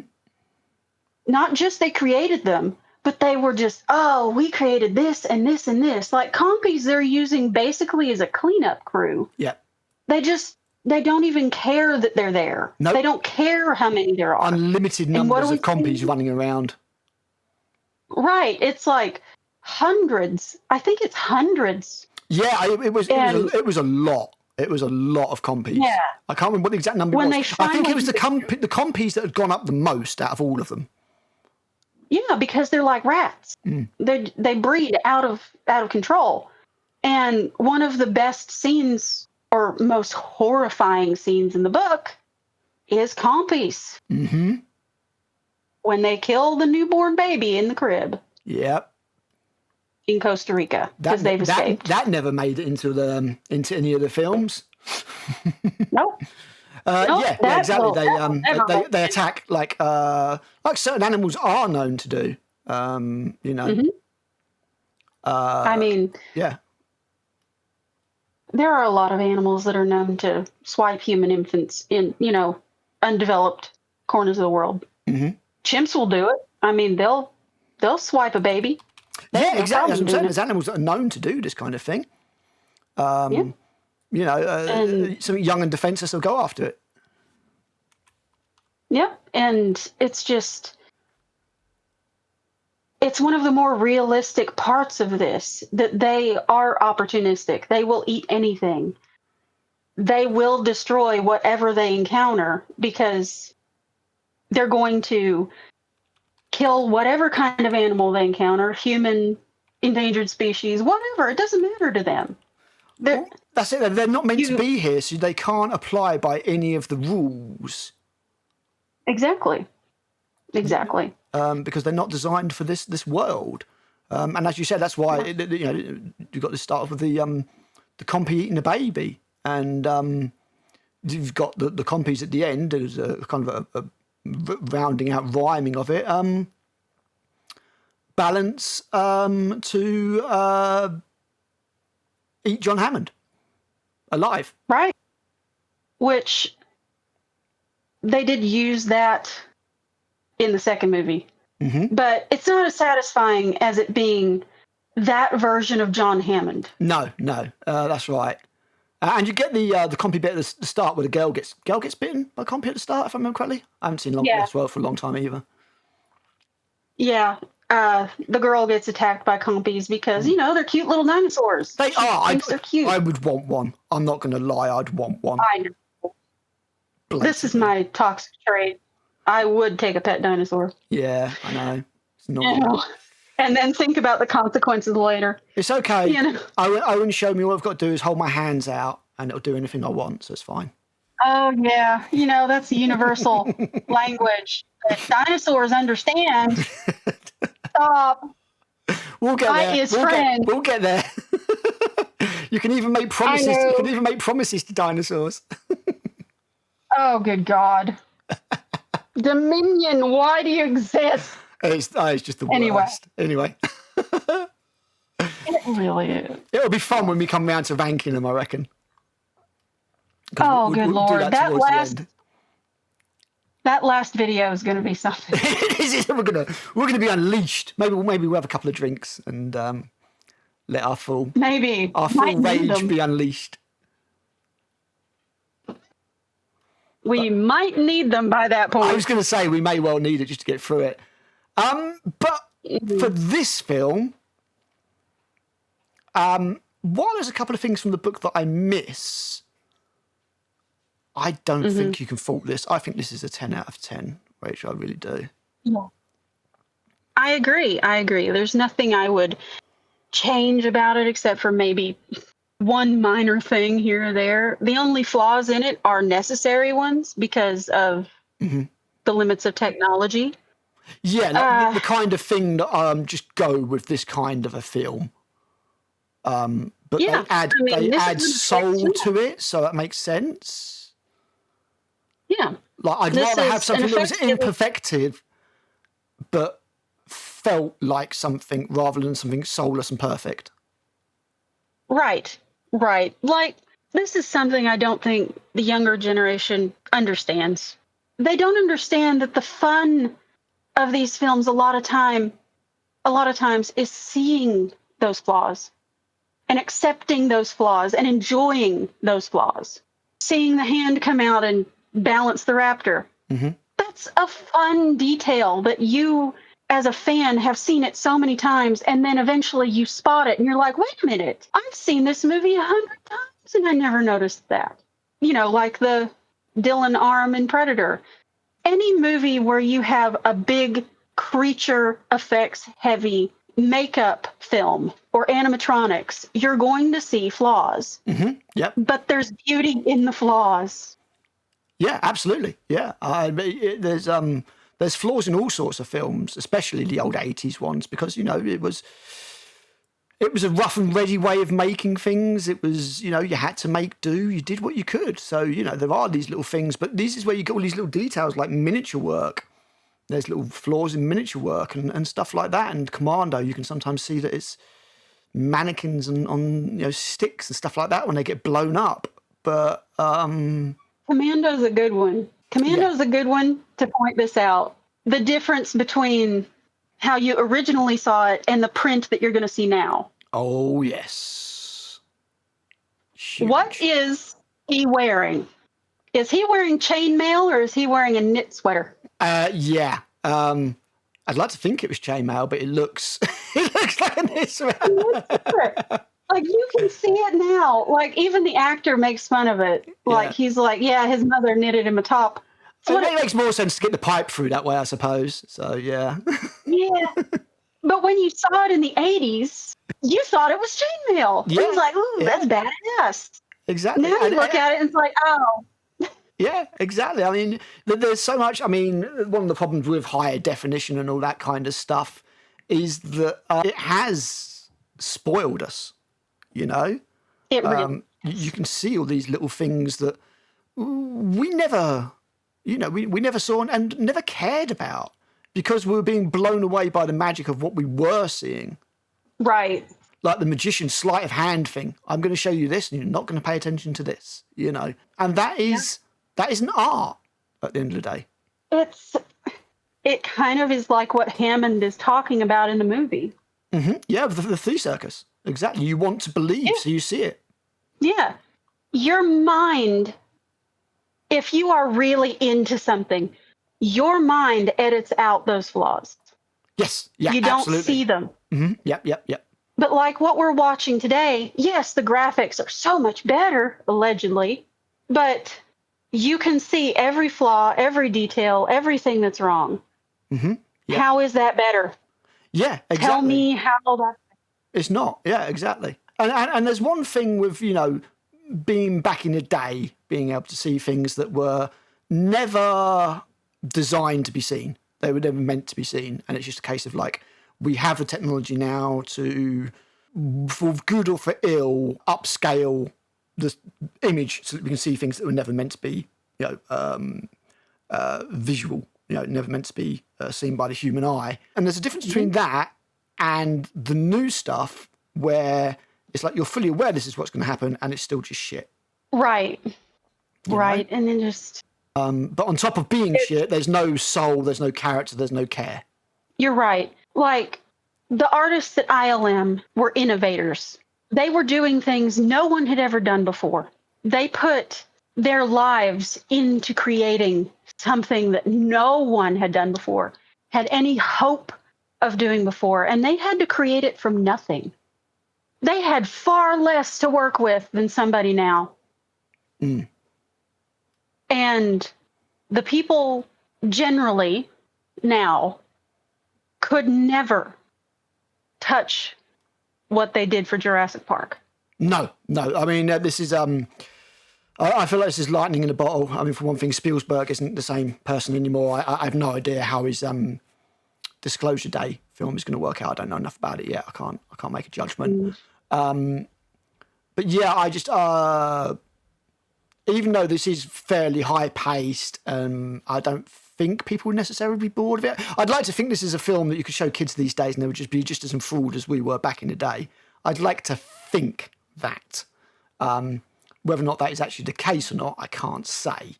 But I like to think that this is an evergreen film and a classic. It's 33 years already. We'll still watch it. We still love it. Will that be the case in another 20 years? I'd like to think so. Certainly, I'd like to think it would do better than any of the other Jurassic Park films. Be remembered more fondly than any of the other Jurassic Park or Jurassic World films. Oh, I hope so. But we were a different... I hate to say it, but we were a different breed. We had longer attention spans. Mm-hmm. We could sit down for a 2-hour and 15-minute movie or however long it ends up being in the end and not move an inch, not take a break, not leave the theater, just be completely enthralled for the entire runtime and want more when it was over. I still can. Kids, they can't go 10 minutes without looking at their phone these days. Yeah, and that's why we have the writing style that we have now, which is, I am pressing the enter key now. Oh, and it's like... Yeah. Didactic dialogue. Yeah, it does get to that stage, doesn't it, really? Because it's sort of like, why are you here? You clearly... I don't know. I can understand, like, obviously, going to the cinema back in our day, I say, was a magical... We had nothing quite like it. So, when you went to the cinema, it was that or watching a VHS, or maybe a DVD, depending on, your age. But it was generally that. Like, streaming didn't exist. When Netflix first started up, it was getting a DVD in the post, watching it, and sending the DVD back. Yep. That's how Netflix started out. Streaming didn't exist. You had cable, and that was it. So the ways you could absorb or assimilate or experience content was completely different. And as I say, this is where it comes down to intrinsic value and things actually mattering and things meaning something. Now we've got this whole scenario, this whole situation where you can absorb any given piece of information almost immediately. Mm-hmm. Yeah, almost immediately. Mm-hmm. You'll be able to find it on the net somewhere or on a stream or something. You won't have to work for anything. You can just get it. Yeah. And I think that's made people not value it. Yeah. If you don't care about quality, you can watch a movie that releases in the theater on your computer, usually the same day. Yeah, oh, absolutely. Yeah, if you don't mind watching a cam, yeah, and the cams these days are pretty good because, you can just get a video, like a phone, and it's got a decent video camera on it. It's not like back in the day where you had the guy go around with the bag going DVD, and it's like filmed in Bangladesh somewhere on an actual camera because it's the only way you can get a decent, sort of. It's not like that. And as you say, I mean, especially with Netflix, like if Netflix does get hold of Warner Brothers, which I can see they're trying to stop at the moment, they want a 17-day window. That's insane. Nothing will ever make enough money to support theaters at that point. Nope, that's it. Theaters are dead. And yeah, maybe that's their plan. Yeah, they will be the only game in town. Studios like Paramount will start to suffer. They will start to really suffer, and they've been doing pretty good recently. Strange enough, all animated films, but there's been just enough this year to make them kind of worthwhile, if you know what I mean. They've had a few hits. Whether or not that continues next year, I don't know, because I can't see any of the Disney films doing well. Avatar did a lot of pulling. Lilo and Stitch did a lot of pulling. Zootopia and that big Chinese film. But that aside, I'm not so sure. If I'm not mistaken, like Paramount had Formula 1. They had Formula 1. That didn't do amazingly, though, did it? It did all right because it wasn't a high-budget film, but it was... I think it was 9th. It did very well. 9th.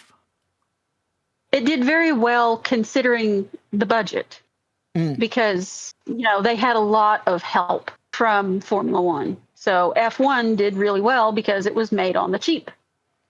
Oh, right. Did they actually help finance it then? Well, they cooperated with them, on the same level that NASCAR cooperated on Days of Thunder. They gave them as much as they could and go make a movie. Right. And I feel like... out the access and stuff like that, so they didn't have to create all things from CGI and what have you. Yeah. Okay. Right. I mean, again, that's a good example of actors in the cars doing as much as they can. When you have crash scenes, that's different. Nobody expects you to actually be in the car when they crash the car. We don't want you to die for your art, okay? I don't know. We don't want you to actually go that far and be like, no, I'm going to crash Alex Kurtzman could have an accident while he's making something and I wouldn't cry too many tears. I think we could do without a J.J. Abrams. I'm just saying, I'm not wishing death on them. I'm just saying that if it did happen, I wouldn't be too upset. Yeah. There's some people out there. But, that's another example of you don't need to CGI everything. Yeah. Like, you can actually depend on an actor to do their job. Mm-hmm. Not to create a scene on social media. Yeah. Well, sometimes that's asking a little too much, apparently. Apparently so. Yeah. Because then you have, to try and be one for one, another film, think of Driven, where a lot of that was CGI. You had a lot in the cars, but they used a lot of obvious CGI. Yeah, very obvious CGI, yeah. And I really credit Paramount for putting their money where their mouth was and saying, nah, we'll let Brad Pitt drive a race car. But I imagine the insurance for that was fun. Oh, I'm sure. It probably would have bankrupted Paramount if something had happened at this point. But this is what I'm talking about when I talk about 2025 being the year of the coward. That is a risk that was taken, and it was rewarded by, I don't think I've heard anybody who has said they did not enjoy Formula 1. Oh, I've seen it. I've seen people say, it's just a mediocre film. Is that just because they don't like Formula 1? They don't like the subject material? Or is it they just genuinely think it's a bad film? It's usually in these discussions where, oh, such and such was the best film of the year. And you're like, well, F1 also came out this year. And they're like, oh, that's just mid. And I'm like, where? Where is it mid? Shut up, you're mid. Yeah. You couldn't watch a racing film. That's what. You're mid. Yeah, I mean, generally, I do think that is the instance with a lot of it. It's like, I don't like always being, how can I put it, overly kind of to the level of like, oh, you're just not good enough to understand the film. But maybe the film was just a little bit, I don't like to say it, but I am just kind of thinking that kind of, well, maybe you just didn't get the film, you know, because it's not your kind of a film almost. I don't know. I'm trying to sort of not sound like too much of an arsehole here, but not every film is for everybody at the end of the day. Yeah, I think it's fine to say, well, maybe it's not your kind of movie. Yeah. Or maybe it's not your kind of story. Like, F1 is not everybody's... Maybe you're just fucking retarded, you know? Maybe have you thought about that? Maybe. maybe that's it. Maybe you're just stupid. And I'm giving you too much credit. Yeah. I mean, certainly with today's modern audiences. No, but I mean, like, every film is not for everybody. There's been the amount of stuff that, you know, Lance on Nielsen's ratings has been like, yeah, you know, watch this. And I've been like, I've watched it and I didn't like it. But, you know, I mean. Mm-hmm. Yeah. Mm-hmm. You and I have the same issue. Like, it's not for me. Please never make us watch it again, Lance, please. Can we not? Exactly. Yeah. We'll skip it this time. But yeah, I mean, I don't know. I mean, we've got. It's weird. On my video, I put a graph up saying like more money and more productions are happening than ever before, but the amount of money they're making is reducing. Yeah, it really is. And I don't think that can really be a sustainable future for cinemas. No, it's not. It's never going to work. When you have budgets of $500 million and that movie, and you're dealing with an economy where people cannot take their whole family to the theater. The price is just too high at this point. Yep. Like, it's $100 and something if you take a family of 4 to the theater. Yeah. Nobody can really justify that. Your movie that cost you $500 million has to be exceptional in some way. Yep. Like, budgets have got to come down. There's no other way around it. You're going to have to get smarter at making films, Hollywood. I'm sorry. Yes, you've got to go back to the old way of doing things. You've got to start studying how they made films in the 70s and 80s. You've got to start looking and you've got to cut the blood. Maybe... Yeah, you've got to start just thinking. Because your characters kiss in a scene doesn't mean you need an intimacy coordinator. I'm sorry, it just doesn't. Correct. You know? Correct. You should be adult enough to handle kissing somebody. Yeah, you can cut that. You can cut that. You can cut that cost. You can cut so much of the bloat these days. There's so much safety reading and writing and all that kind of, you know, just this kind of what we call nanny state that is involved in the films. The red tape. There must be so much red tape that you can cut in order to, you know, still make everything's legal, everything's safe. We want, you know, stuntmen to be safe. We want all that kind of. I'm not saying that we suddenly go Wild West on it, but the process has to be slimmed down. You know, if the Japanese can make something like Godzilla -1 on 15, let's say absolute tops, $15 million, then you have absolutely no excuse, Hollywood. No excuse for a film costing $650 million to make, which is what Rise of Skywalker cost. Oh, God. Got to be money laundering. Got to be money laundering. There's no other way, surely. Like, there's no way that film should cost that much. It just shouldn't. It's not on screen. Do you know what I mean? Like, James Cameron, I know that his films cost a lot of money, but it's on screen. Right, exactly. I can see it. It's not on screen with Rise of Skywalker. No. Or a lot of these movies that have been coming out. A lot of Marvel films as well, yeah, absolutely. And they've got to get smarter. They've got to get smarter. You know, I mean, Jurassic Park was, budget, $80 million for Jurassic Park, which is a lot back in the day, admittedly. Right. They didn't know if Jurassic Park was going to be a hit or not because of how expensive it was. $63 million. Yeah, and then probably $10 million over that for advertising. For marketing, yeah, because it was nothing like that back in the day. Like, you didn't have the revenue, you didn't have the avenues for advertising you have these days. Social media didn't exist, YouTube didn't exist, all that kind of stuff. It was just, you put some billboards up and you had a TV advert and that was it. Exactly. And just, they were unsure of Jurassic Park, one of the biggest hits of all time, on an $80 million budget. Imagine now. I mean, well, we've seen. Look at Rebirth. While that made money, it made a lot of money. But look at the budget for that movie. Yeah, budget was huge. Look at the budget for Dominion. Yeah. That made no money. It looks like Jurassic Park. Oh, wow. 320 million domestic. Worldwide. Oh, holy shit. That's a huge profit. Over $1 billion worldwide. I know it's at the cinema for a long time. I didn't realise it made quite that much money. $1 billion back in 1993. No wonder they keep making them. That's a fuck ton of... In fact, most of them have made over $1 billion. I didn't realise that either. Yeah. The only one that didn't is Dominion.